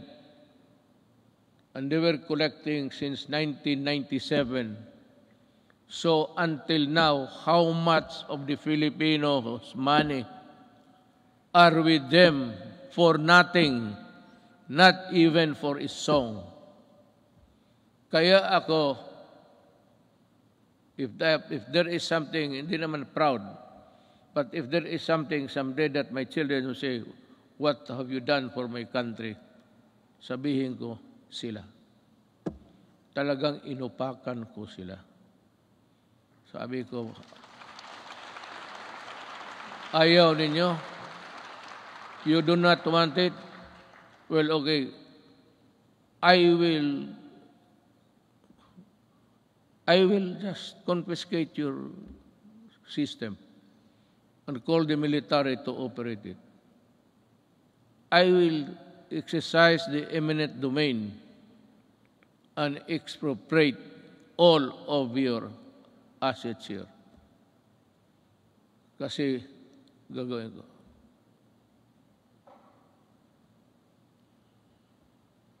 Yun ang nangyari sa... So that sinabi ko sa military in one of our meetings immediately after that incident, I said, if I do not make it to the finish line, kindly, look kindly at the Filipino at tanungin ninyo kung ano na ang nangyari sa kanila. Yang tubig na yan. Now there is a new contract. I have not yet, I have to thoroughly digest it inside. I have to absorb it, every word of it, that the Filipino is protected. Pag nandyan na yan, then I will sign. But I will not forget. I'm telling them the crime is there already. And any Filipino who would want to go after you can. Sabi ko, I will not free you. I will not, there's no waiver in you. I will never allow that. just make a new contract, just realize every day that I can call you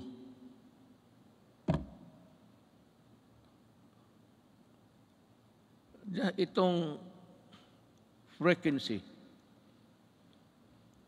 ng ABS-CBN. Yan ang pinaka-ideal kasi, frequency is everywhere. But there is a spot, kung sa Gulf is a soft spot, na maganda yung... Wala akong problema sa ABS-CBN. They got my money, I'm not for that. They wanted to return it when the case blew up, but they printed all the garbage, including my daughter as a drug trafficker. Nilamon ko na lang lahat yun because I never wanted to appear vindictive. But itong they are cheating government by the billions in taxes. And they still want that frequency because yan ang pinapag-awayan. No.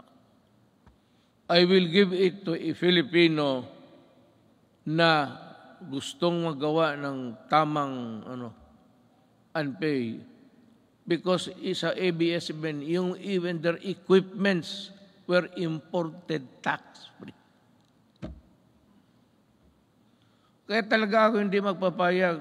They still owe government billions.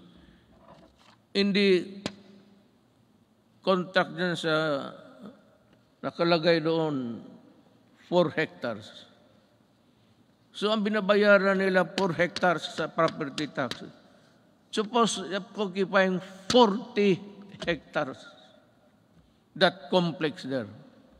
Pero ginamit nila na papel, yung 4 hectares. Yun lang ang binabayaran nila. Kung hindi ba naman, kaya ko sila inaway. Well, our micro, small, and medium enterprises, or MSMEs, constitute 99.6% of our country's businesses and are vital to economic activity, job creation, and poverty reduction. Iparamdam natin ang ating malasakit sa maliliit na negosyante sa pamamagitan ng Pondo sa Pagbago at Pag-asenso Program since 2017. Meron na tayo. We have the program. The program has provided over 219,000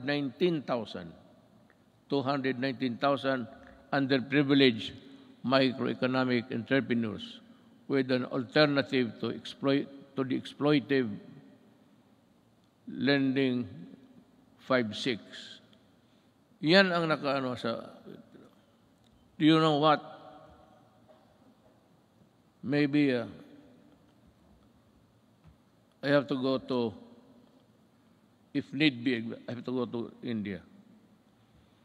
Yung 5-6 nila ng Turko, tinatawag ng Turko, kung maghiram ka sa kanila ng 10,000, pahiramin kanyang, hindi pera 10,000, 7,000 lang. And the others, mga refrigerator or the things that you do not even need in the house. Bilhin mo sa kanila, sala set, lahat na. That is part of the money. You do not want the furnitures, the refrigerators, they won't give you the... Kaya ang Pilipino na buktot, alam mo buktot, naging hunchback na lang sa trabaho, ganun pa man. Kaya ako, sabihin ko itong mga Turko, you better come up with a fair scheme. If you want to go into business, money lending, but not at that usurpation. usury 1,000 times. Likewise, to further support development of our micro and small business, we initiated radical reforms in the tax system to ease the taxation burden and increase the net income of lower wage earners and small businesses. Thanks to Congress.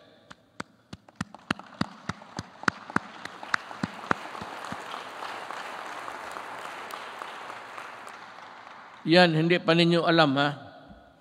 Sabi ko lang, thanks to Congress and our revenue-generating agencies, our tax reform sustained our economic growth from the third quarter of 2016 to the fourth quarter of 2019, which made the Philippines one of the fastest-growing economies in Asia until the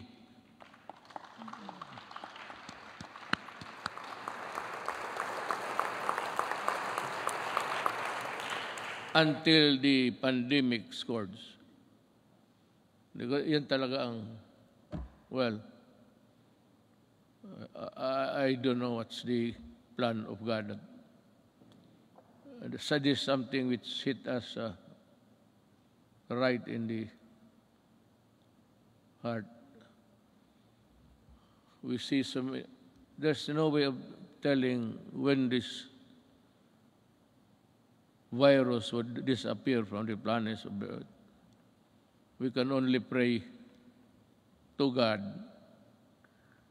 to look into our direction and decide on what will happen to this planet He created. However, tax laws are not always perfect, and that is why every now and then they have to be revisited to see if they are at pace with the changing times. Let us therefore continue to monitor the relevance and the impact of our tax laws on individuals and private institutions to prevent serious damage on their financial health. Going now to the social and health issues. To unburden of people from the hefty cost of tertiary education, my administration worked with Congress to pass a landmark legislation that had remained unpassed for so many years.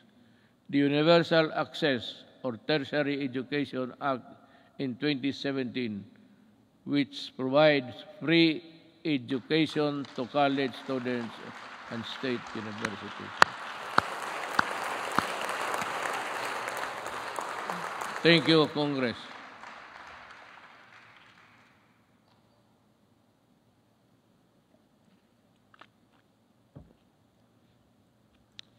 We also passed the Universal Health Care Act in 2019. And to supplement this, I also signed into law the Malasakit Centers Act in 2019.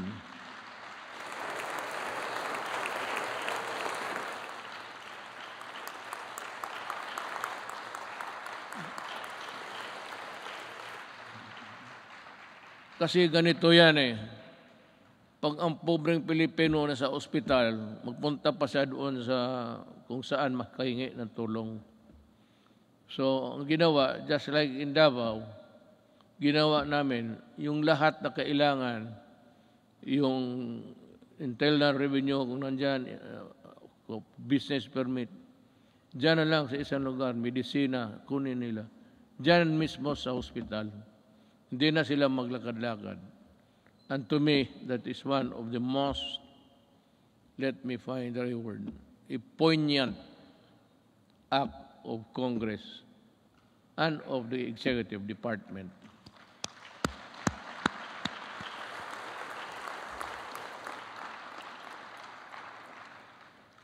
Legislation which was sponsored by Senator Bongo.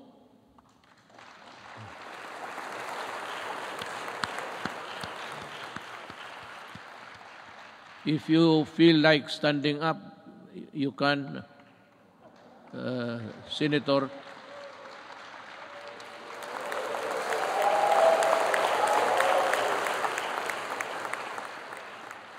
Masikat ka pa sa guest speaker.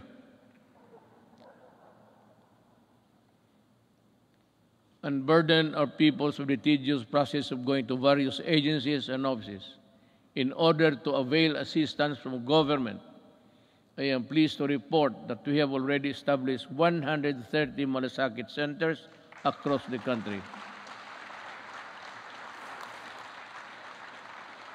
That has already helped millions of Filipinos in their hospitalization needs.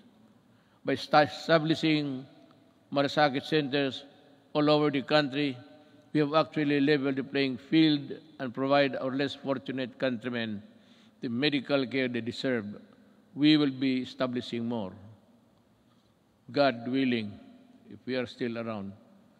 Sa pagtatag ng malasakit center, hindi po kailangan lumapit at humingi ng tulong sa iba't ibang ahensya ng gobyerno. Ang gobyerno na ang lumalapit sa tao.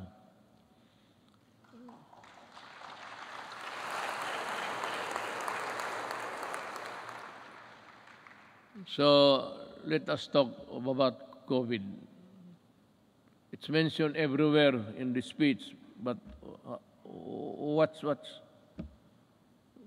this goddamn virus is?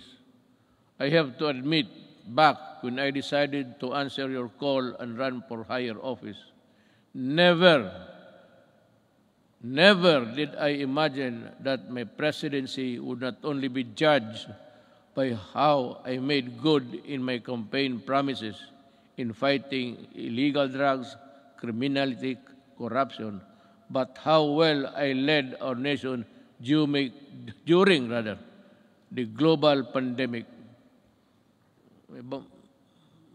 Hindi na ako makapronounce ng buti, baka mayroon na ako. May ambulansya ba dyan? Mukhang iba na ang, I cannot pronounce the words.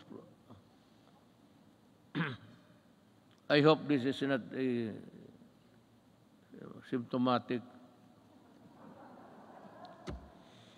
Prior to the pandemic, we recorded our lowest debt to GDP ratio since 1986, the highest revenue effort since 1997, the highest credit rating in the country's history, yung sa bangko.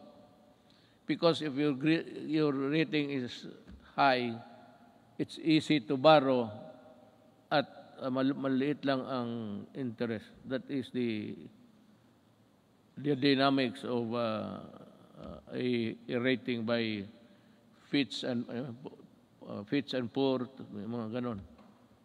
So, and the lowest rates of unemployment and underemployment and poverty, well, it's still there. It is beyond dispute that our economic governance fundamentals were robust when COVID-19 hit us. I am sure that much can be said about the way we took on the daunting challenge of preserving lives while sustaining our momentum towards the developmental, dito na lang ako,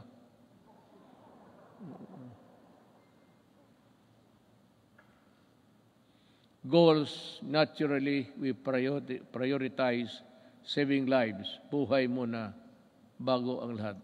Ibig sabihin, inuna natin yung gastos, yung pera natin sa pandemic. Kinuha ng lahat ng mga budget. Si Dominguez yan. Yun ang ginamit ninyo sa Bayanihan 1 and 2. Doon natin kinuha yung pera. We move quickly to safeguard the well-being of every Filipino through preventive and responsive health and safety measures and broad inclusive social amelioration programs, or SAP. Thanks to the support of Congress, we launched the most extensive social protection program in our country's history with the Bayanihan passage of Bayanihan 1 and Bayanihan 2.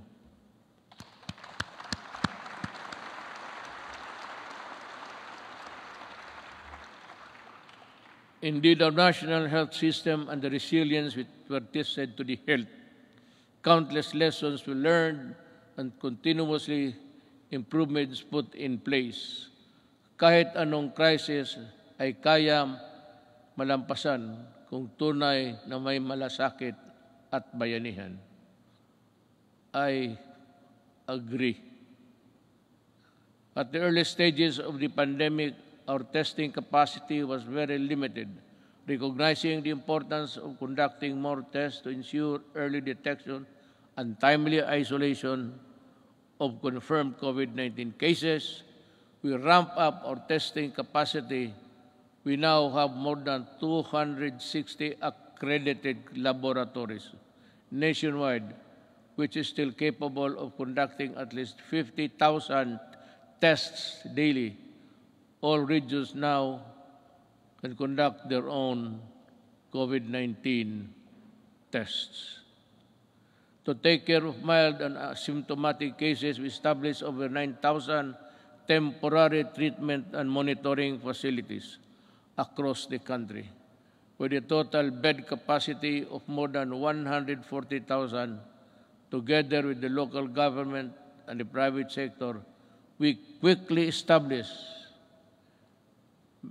mega quarantine facilities that could accommodate more cases. Modular hospitals and quarantine facilities have also been established nationwide, especially in Metro Manila. For our severe COVID cases, our tireless health workers will continue to ensure that you are provided with the best care around the clock based on the latest development global best practices. Our health experts continue to actively participate in the search for safe and effective COVID-19 medicines. With the help of Congress, kita mo sa lahat, I never said, wala kang magiging ito that I developed caused the construction of a bridge that is nowhere to be found today. Ako sa inyo talaga, with the help of Congress, we passed 13 measures that establish the new and improved the capacity of existing hospitals around the country to provide quality care and services. Our people, especially amid the ongoing pandemic-19.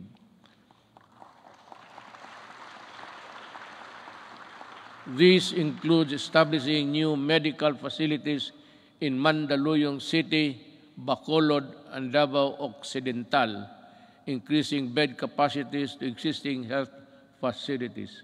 In Quezon City, Ilocos Sur, La Union, and Palawan, the upgrading of health facilities in that area to include Leyte. Currently, we have received over 30 million doses of COVID-19 vaccines. We expect to at least receive 36 million vaccines this month, and in August, we have inoculated more than 7 million Filipinos which have received the first dose, at least 17 million. Well, I think the landscape, the health landscape of the country continues to improve as we, with the continuous approval of COVID-19 vaccines, we are ready to boost further our daily vaccination rate. And I also encourage our local government units to hasten their rollout and strengthen their inoculation program.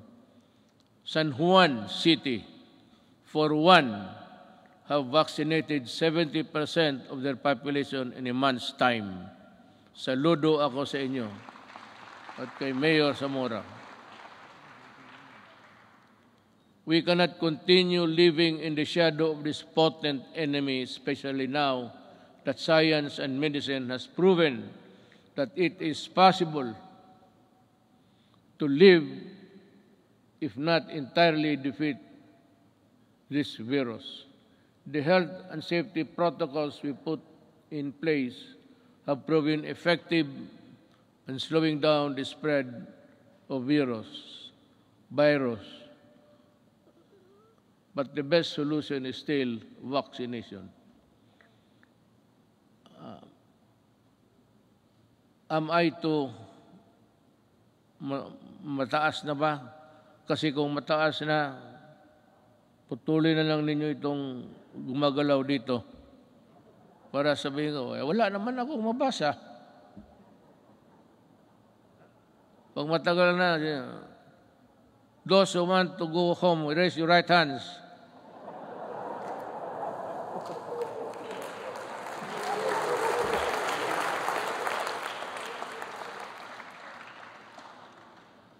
Pati si Monsignor, makagtaitaas niya kamay niya.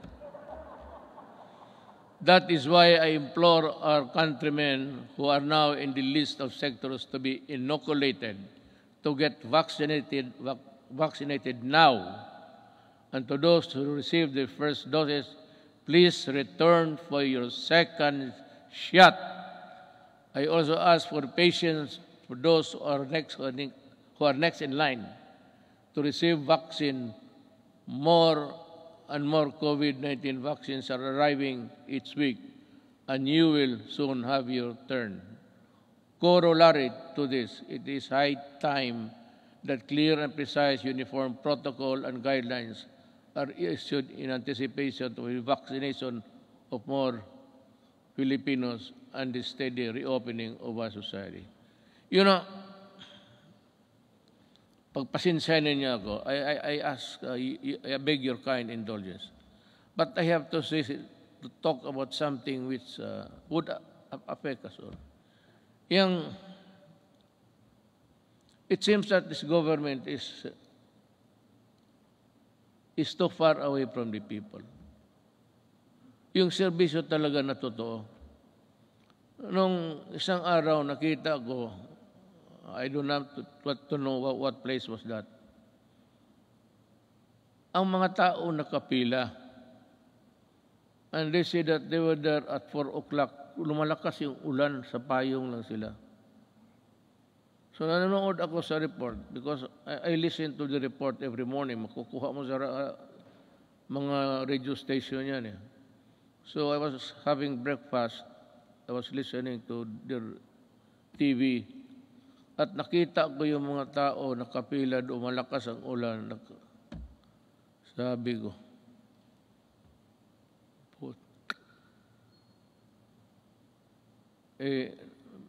doon sa breakfast table, nagmura ako. Pero dito, good boy man ako kay may mga religious dyan. Baka. I just call on the National Task Force Against COVID-19 to see to it that this happens, the protection. We have spent enormous amounts of resources to build our capacities to overcome this pandemic. We cannot afford more lockdowns, lest our economy bleeds to the point of irreversible damage. Balitan ko, bakit mo papilahin? At sabi kasi doon, libre lahat na, wala nang So nagpuntahan yung mga tao, nagpila, kasi wala nang lista-lista. Pero sabi mo, ito, alas 4 pa sila.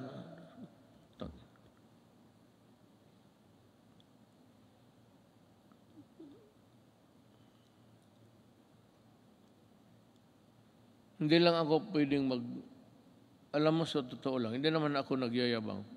I'm just an ordinary Filipino citizen. Just like you, I get hurt when people are nearly almost brutalized. Bakit hindi ka magkuha? It's rain time. Malakas ang monsoon, southwest monsoon, dumadaan talaga sa Pilipinas. Gamitin mo utak mo. You should look for a gym. At bigyan mo lahat ng tao ng number. Hanggang dito lang po. hanggang dito lang tayo, balik kayo, itong bukas, from 15 to 20, kayo na naman bukas. Bigyan mo lang card. Prepare a card where you can, the marshal will go around the queuing na, bakit mo, hindi ko maintindihan, this media, hindi ko maintindihan, bakit gawain mo yan sa Pilipino? Yan ang tinatanong ko. Why do you have to do it to the Filipino? You can always, maghanap ka ng, there's always a gymnasium. Mga eskwelahan, walang klase ngayon. Bakit hindi mo gamitin doon? Bakit ka maghanap ng isang tarantado?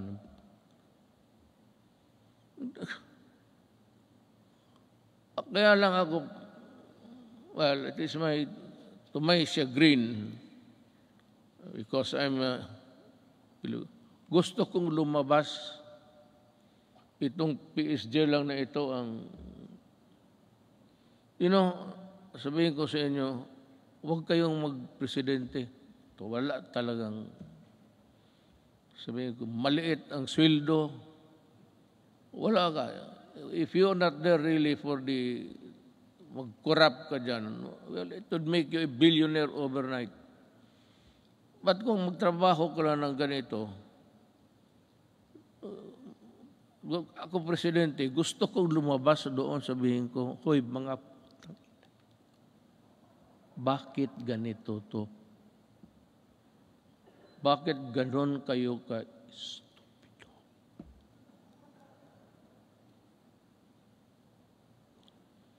I mean, the Filipino does not deserve it. Even if they are not paying taxes. Because the theory of government is that all money belongs to the people. And the money is there. It belongs to all of us. And it should be used for public good. But what is the use of public good if you are not good and stupid? So, ganun ang mangyayari sa Pilipino. I'm just letting off my...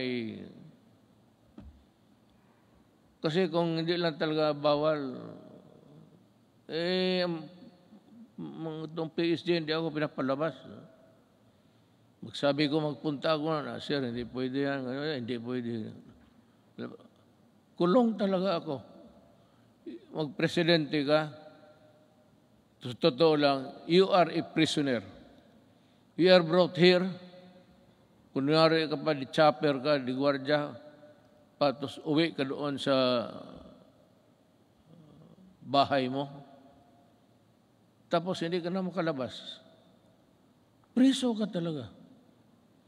Tawagin mo ang security, yung gusto kong pumunta, sir, pasensya na.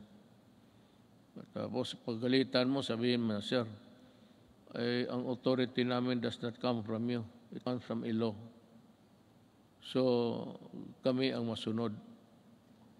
Talagang, sige ka, perma, bunch of papers, if you read it, hanggang umaga, trabaho ka. Sweldo mo, ganun lang. Just give me 219,000. Tapos ganun ang trabaho. Mag-isa ko. Butit ngayon, kaya nandito yung asawa ko at dito yung anak ko. Nabubuhay yung loob ko, mag-uwi ako sa bahay ngayon. Looking forward. Today is my last State of the Nation address. But this is by no means my swan song. I shall never cease to implore Congress to pass vital and critical legislation as well as to push the entire government to ensure nothing less than the full recovery and revitalization of our country. But to do this, it is necessary for us to first overcome the crippling fear, anxiety, and uncertainty that was caused by the threat of the COVID-19 virus. Well, I really do not know what to do. I have to listen to the task force. This is a group of people volunteering to be a collective advisor or that would give you the advice collectively, we put it that way, na sila ang magsabi. And we're just waiting for the word. I am referring to COVID-D, Delta. It is rampaging now in Indonesia, Thailand, India, and many parts of Asia. And ang sabi doon sa the Western medicine says that it is far more aggressive and far more dangerous, and it can cause death easily than the COVID-19 original. So this is as good as any other time to say it. If says that it is really dangerous, you have to go back to lockdown. If there are many people in other parts of the world killing as many than Delta, if ever it will spread, we have it here now. I hope it will not go any further. But if something wrong happens, I'll have to be strict. And I have now my word that there will be, just like what happened in the early days. Kung ganon ang COVID-D, saan tayo pupunta? And if it requires a new vaccine, we do not have it yet. I don't know what, maybe we'll just have to pray for salvation. Sabihin natin, Diyos, we have done everything, but this time we are really put hard on these things that happen.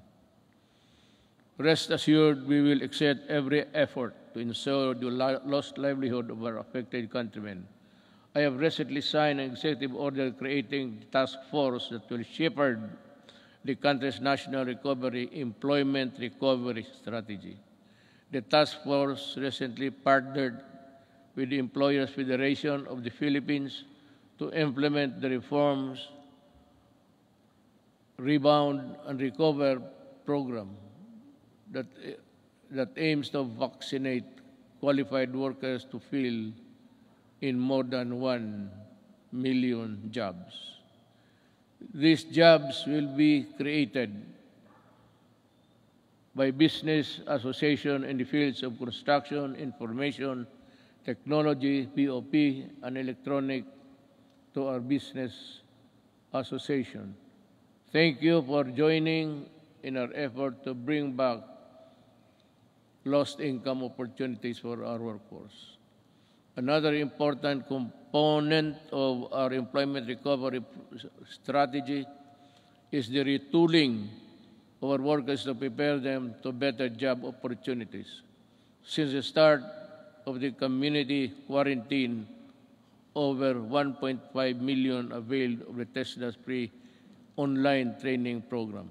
I am directing the National Employment Recovery Strategy Task Force, particularly TESDA, to ensure the upskilling of our workers and increase their employability. I expect the task force to work double time, not only to recoup job losses, but more importantly, to rehabilitate the economy and help our hardest hit sectors. through COVID-19 assistance to start enterprises or CARES program, we released 988 million pesos worth of loans to over 14,000 enterprises. Bayanihan 1 and Bayanihan 2 released 2.9 billion pesos worth of loans to over 12,000 enterprises, including our displaced OFW enterprises in the tourism sector, to help them start or sustain their business amid the pandemic. Along this line, I would like to renew my call to Congress to immediately pass the amendments of priority legislative measures such as the Foreign Investments Act, the Public Service Act, and the Retail and Trade Liberalization Act.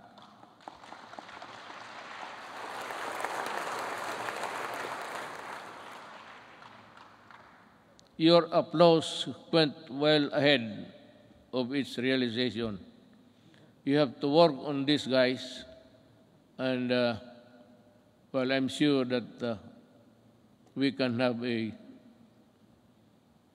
respite of this contagion in your own little way. Finally, I would like to reiterate my call for Congress again to pass legislation to establish a single agency that shall focus on and respond quickly to the needs and concerns of our OFWs. I pray that our next leaders and our future generations will not squander our natural resources and fight for integrity of our environment in a manner fiercer and more effective than my administration had ever done. The pandemic has taken so much from us as a nation, but like other adversities that tested us time and again, it can never take our courage and resilience and the spirit of Bayanihan 1, or rather Bayanihan, and the value of the malasakit are now indelible in us Filipinos. We shall use these gifts to forge ahead towards a better normal. As we come to a point where the risk of COVID-19 transmission can, to a certain extent, be managed, and I'm hopeful that we shall be united in forging ahead towards bringing the country back to its robust growth path. Let me end by adding these particular statements. We are on learning, education, and learning. Despite our inability to conduct face-to-face classes during this pandemic, we remain determined to deliver quality and accessible education to all. Creation of the basic educational learning plan. Community plan enabled uninterrupted learning to students in the basic sector while ensuring their teachers' health and safety and well-being. While the pandemic has demonstrated readiness, resourcefulness, and capability of government to serve the Filipino people through the use of ICT and digital services, it has also shown its inherent deficiencies and weaknesses, as such that I ask Congress to pass an e-governance act that will set up transition of government processes to digital age. I'd like to add something on the protection of our overseas Filipinos. I also ask Congress to pass a law creating the Department of Migrant Workers and Overseas Filipinos. Kailangan po ito because they are suffering They suffered not only yesterday, but they are still suffering now with so many inadequacies in both our government response and including the monetary assistance. To ensure that there is a department that is solely focused on addressing the needs and taking care of the welfare of our countrymen abroad. Before I end, let me also touch on the environmental protection. It has also been 13 years since the Supreme Court to Mandamos ordered the rehabilitation of Manila Bay. Unfortunately, no immediate substantial action to comply with the Supreme Court's order was undertaken until 2019, when this administration started its long overdue rehabilitation. As of May 2019, all illegally operating open dump sites surrounding Manila Bay has been shut down, while 151 out of 187 LGUs surrounding the bay have now access to sanitary landfill. Establishments have been forced to comply with environmental laws and ordinances, while those who did not have been closed. As a result, pollutants have been slightly reduced, coliform levels also reduced to its barest maximum, are now in its longest levels in years, if not decades. I urge the DENR to sustain the efforts to continue working with our LGUs to restore Manila Bay to its former glory.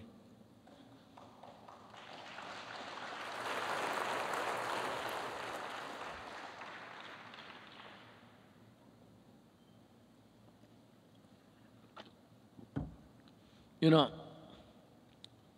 just one little thing before we end. Yung pag-ano sa Manila Bay, where there is the corner where all of the garbage by current, by action of the current. Nandito marami sa likod ng Luneta.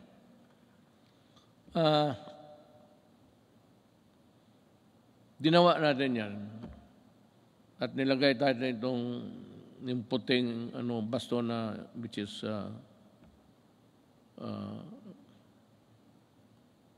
scattered into small pieces.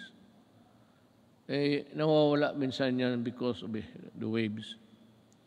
So every now and then, we still have to replenish because we cannot change the nature of our shores. That is how it is. It is not a permanent fixture there, doliform. It is there from the mountains, and we break it down and bring it to the sea. But that would occupy that place, irrespective of there is a high tide or low tide. Nakakatulong yan. At nawawala yan. And the only way to do it is to replenish it until we can think of a good alternative of how we can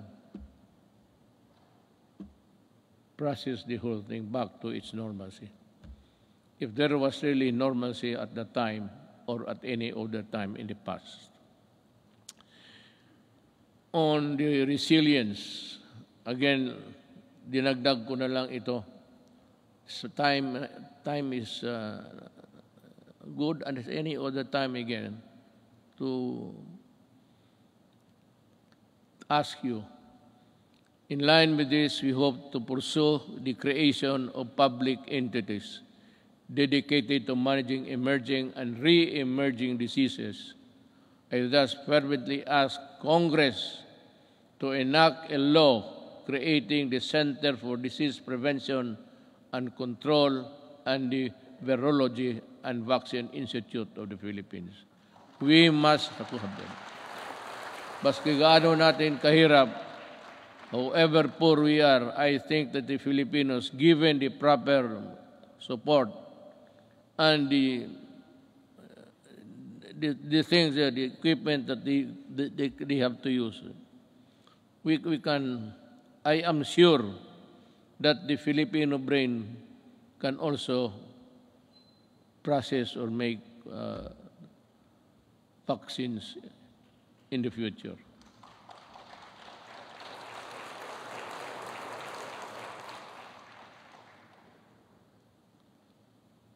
Tapos na po yan, ma'am. I ask Congress to pass the Disaster Resilience Act that will create the Department of Disaster Resilience.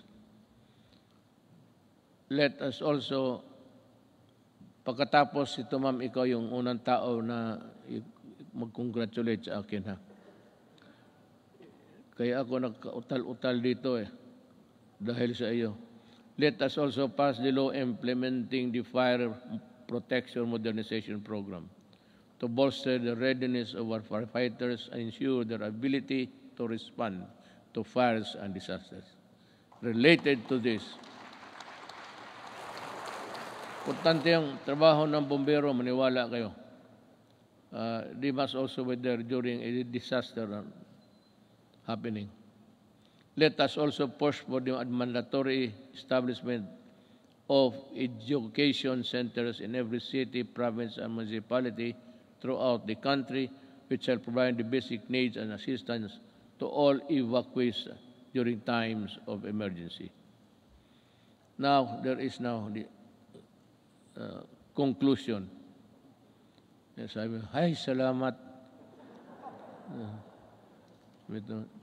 Pochang Duterte ito. The lights go out for this administration 11 months from now. The work that we started and expected to finish within constitutional time frame of 6 years has been told. Much was hoped for, but we need not despair. Desperation is a feeling alien to the resilient Filipino. A peaceful and prosperous Philippines is no longer a distant dream, but one that is within our grasp. If our future Filipinos would also do it. If they would continue and would seize the opportunity to work together. Malaki ang papasalamat ng mga kababayan natin, lalo na silang sinasabi na mas panatag ang loob nila ngayon. Hindi na nababahala ang mga magulang na lumalabas ang mga anak nila naglalakad sa gabi.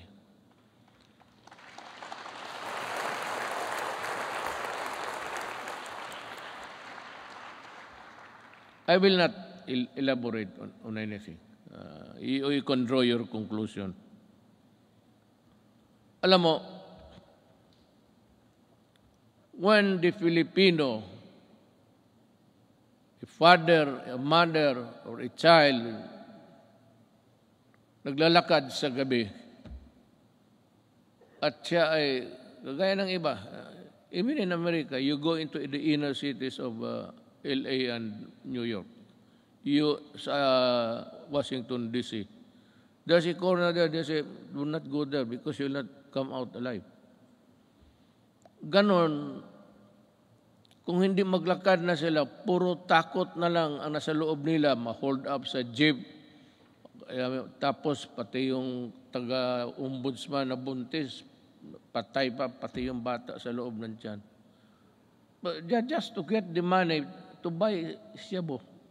Because when the monkey is riding on your back, yung katawan mo hindi mo na that is why you need to higop, sip. Kailangan mo maghigop at kailangan mong pumatay pag wala kang pera. Hindi naman talagang papatay. Maybe not. The mind is not ready for that. But in the struggle, you put up a struggle, if you are the owner of the money, talagang papatayin ka kung hindi mo ibigay. Yan ang ayaw ko. Kaya nung na-mayor ako sa Davao, ganito, mga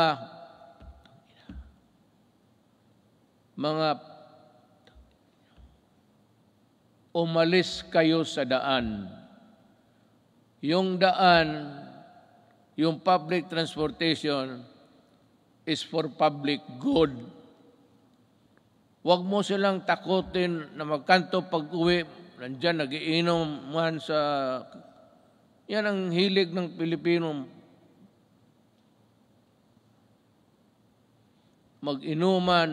Hindi mo malaman ang mga nag-uwi na babae, they have to take another route that would be longer because nandyan mga standby. So the streets are unsafe. Ino-hold up, pinapatay. Sabi ko doon sa Davao na lang, wag na lang ako dito sa Maynila. Hindi naman talaga ako nakikialam dito. Pero alam nila, alam ng pulis kung ano ang gusto ko. Magprangkahan tayo. Sabi ko sa pulis, isauli mo yan. The roads, the highways are for law-abiding citizens of this country. Yung mga kriminal, yung mga, the dregs of society, huwag ninyong gamitin yung mga daan, hindi para sa inyo yan. And I will see to it that you are not there. Be sure that when I pass by, I do not see you. Because if I see you, I will dance with you. Isauli ko. Kaya ngayon, medyo, hindi naman talaga, but yung mga sales girl, mga shopping center, panatag na ang loob nila. At least, chances of being mugged, murdered, and raped. Yan ang ayaw ko. Pag malayo, nakahigop na, kunin yung pera, hilain doon sa medyo maliit na mga grassy portion and rape. At papatayin.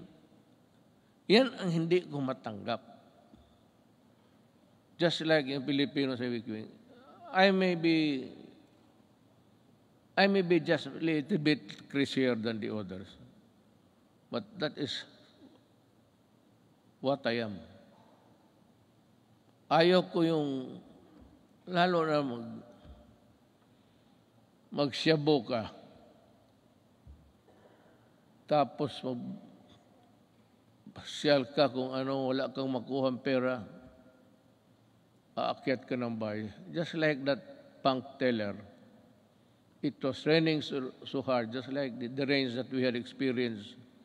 It was pouring almost cuts and nails. Ang lakas talaga ng bagsak ng ulan. She went home to knock the door and pump the door loud. But ang parents nilang matanda niyang parents, hindi nakarinig. So anong ginawa nitong mga sa construction workers? Because diyan nga ako galit sa dugay. Nabibili nila mura. So it's 200, 300. Susuyupin nila. At pag nakasuyop ng droga yan, maghanap ng alkohol yan. Sigurado yan. Pag tama ng alkohol, pati yung ng droga, it shrinks the brain. Yung babae, she was just picked up and brought to the construction site near the house. Tapos ni-rape doon, pinatay, sinunog pa. Oh, yan ang hindi ko talaga maintindihan. I cannot recall yung bata na 3-year-old rapin mo. Ang problema nito, ang nakikita nila, ang patay ng mga kriminal. Well, how about the victims on the other side? Bakit hindi ninyo tignan and see what these criminals have done? to our children, to our wives and daughters. May listahan kayo. Ang listahan ninyo doon sa namatay, hindi ba kayo maligaya niya, wala ng kriminal? Pero pag tinre mo dito, ilan ang patay na inosente, pati pulis ko at sundalo na mamatay dyan. Baka akala ninyo kriminal lang. So that is my lamentations, and I just want you to hear. In my 5 years in office, we made real change in governance to the reforms we pursued. However, for this governance,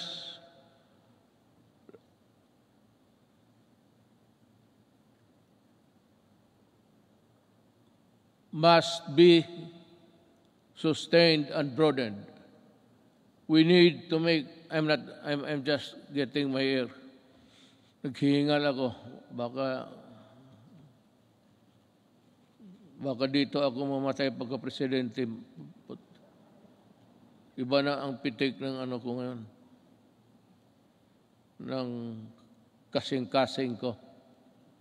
Kasing-kasing is puso.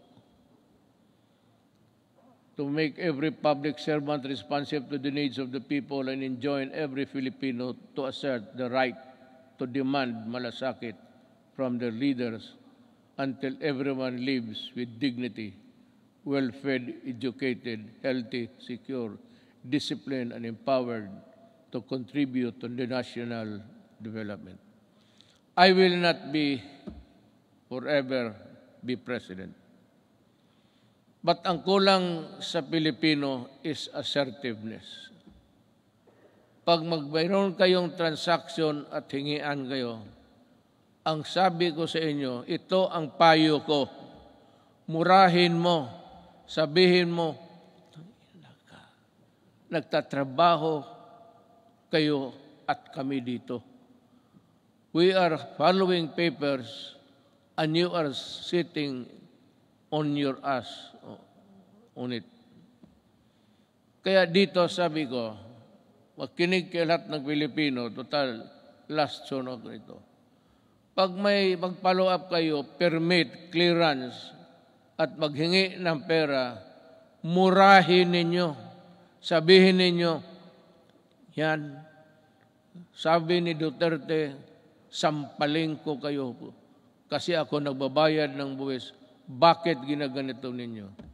Anto di mga Pilipino, hindi naman lahat. Tayong magtatrabaho sa gobyerno. You know, I mean, it takes you 1 month to process a paper. Takes you, patos pabalik-balik yung tao. Pag ang tao bumabalik, 2, 1, 3, then there is corruption there. Murahin mo at kung maari, pahiramin kita ng pangkulam para kulamin mo. Ganun talaga. I'm just warning everybody. There's still 1 year to go. In about 3 days, lagyan mo ng papel, bumalik ka dito at this hour on Thursday. At pag gano'n, pakita mo yung papel, hanapin yung papel, ibigay. Yan ang gamitin ninyo. For all the local governments also. In my cabinet, it's 30 days. Walang extension. All. Sabi ko, reduce the signing authority from 6, 7 to only 1 or 2. Hindi naman kailangan hindi kailangan magpirma lahat ng empleyado dyan. 1 or 2, yung iba mag-process lang. But if we cannot process it also in so many days, in Davao, if it is a clearance which is long overdue, hindi mo na pwedeng ibigay doon sa tao. Ibigay mo sa akin at tanungin kita mo, bakit inabot ka ng ganitong? There's no other conclusion.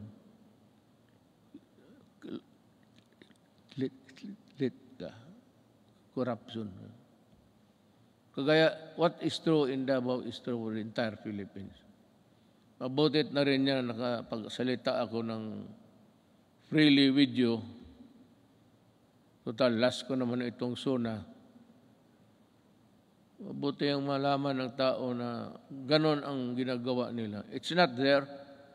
Hindi man nila nilagay ang mga ganon na wala mang mura dyan. Be careful. We need to fight and subdue narrow vested interests and ensure that our gains will benefit to the greater number of Filipinos, especially those who have the least in life. We have laid down the groundwork and are continuing to push for landmark reforms and key accomplishments to the last day of my term. I have full confidence that the Filipino spirit, pati ako nagmamadali na. Naiihi na kanina pa eh.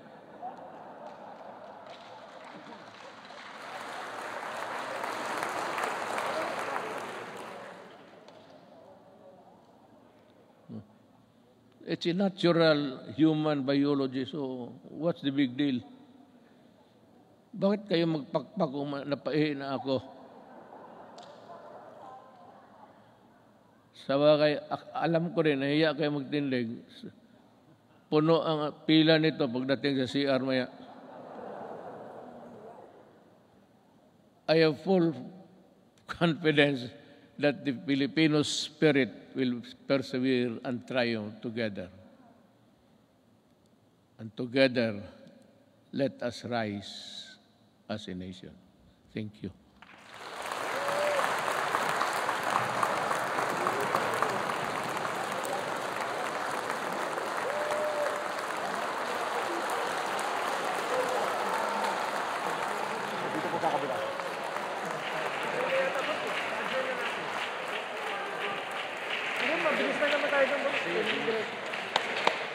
Adjourn. Ito ba? Ito?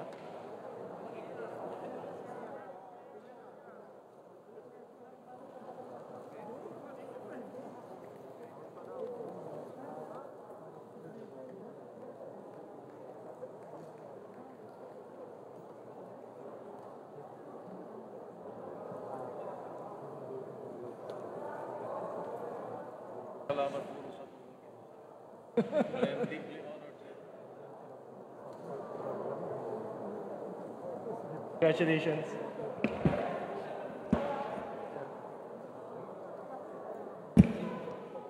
On the part of the Senate, the joint session is hereby adjourned. On the part of the House of Representatives, the joint session is hereby adjourned.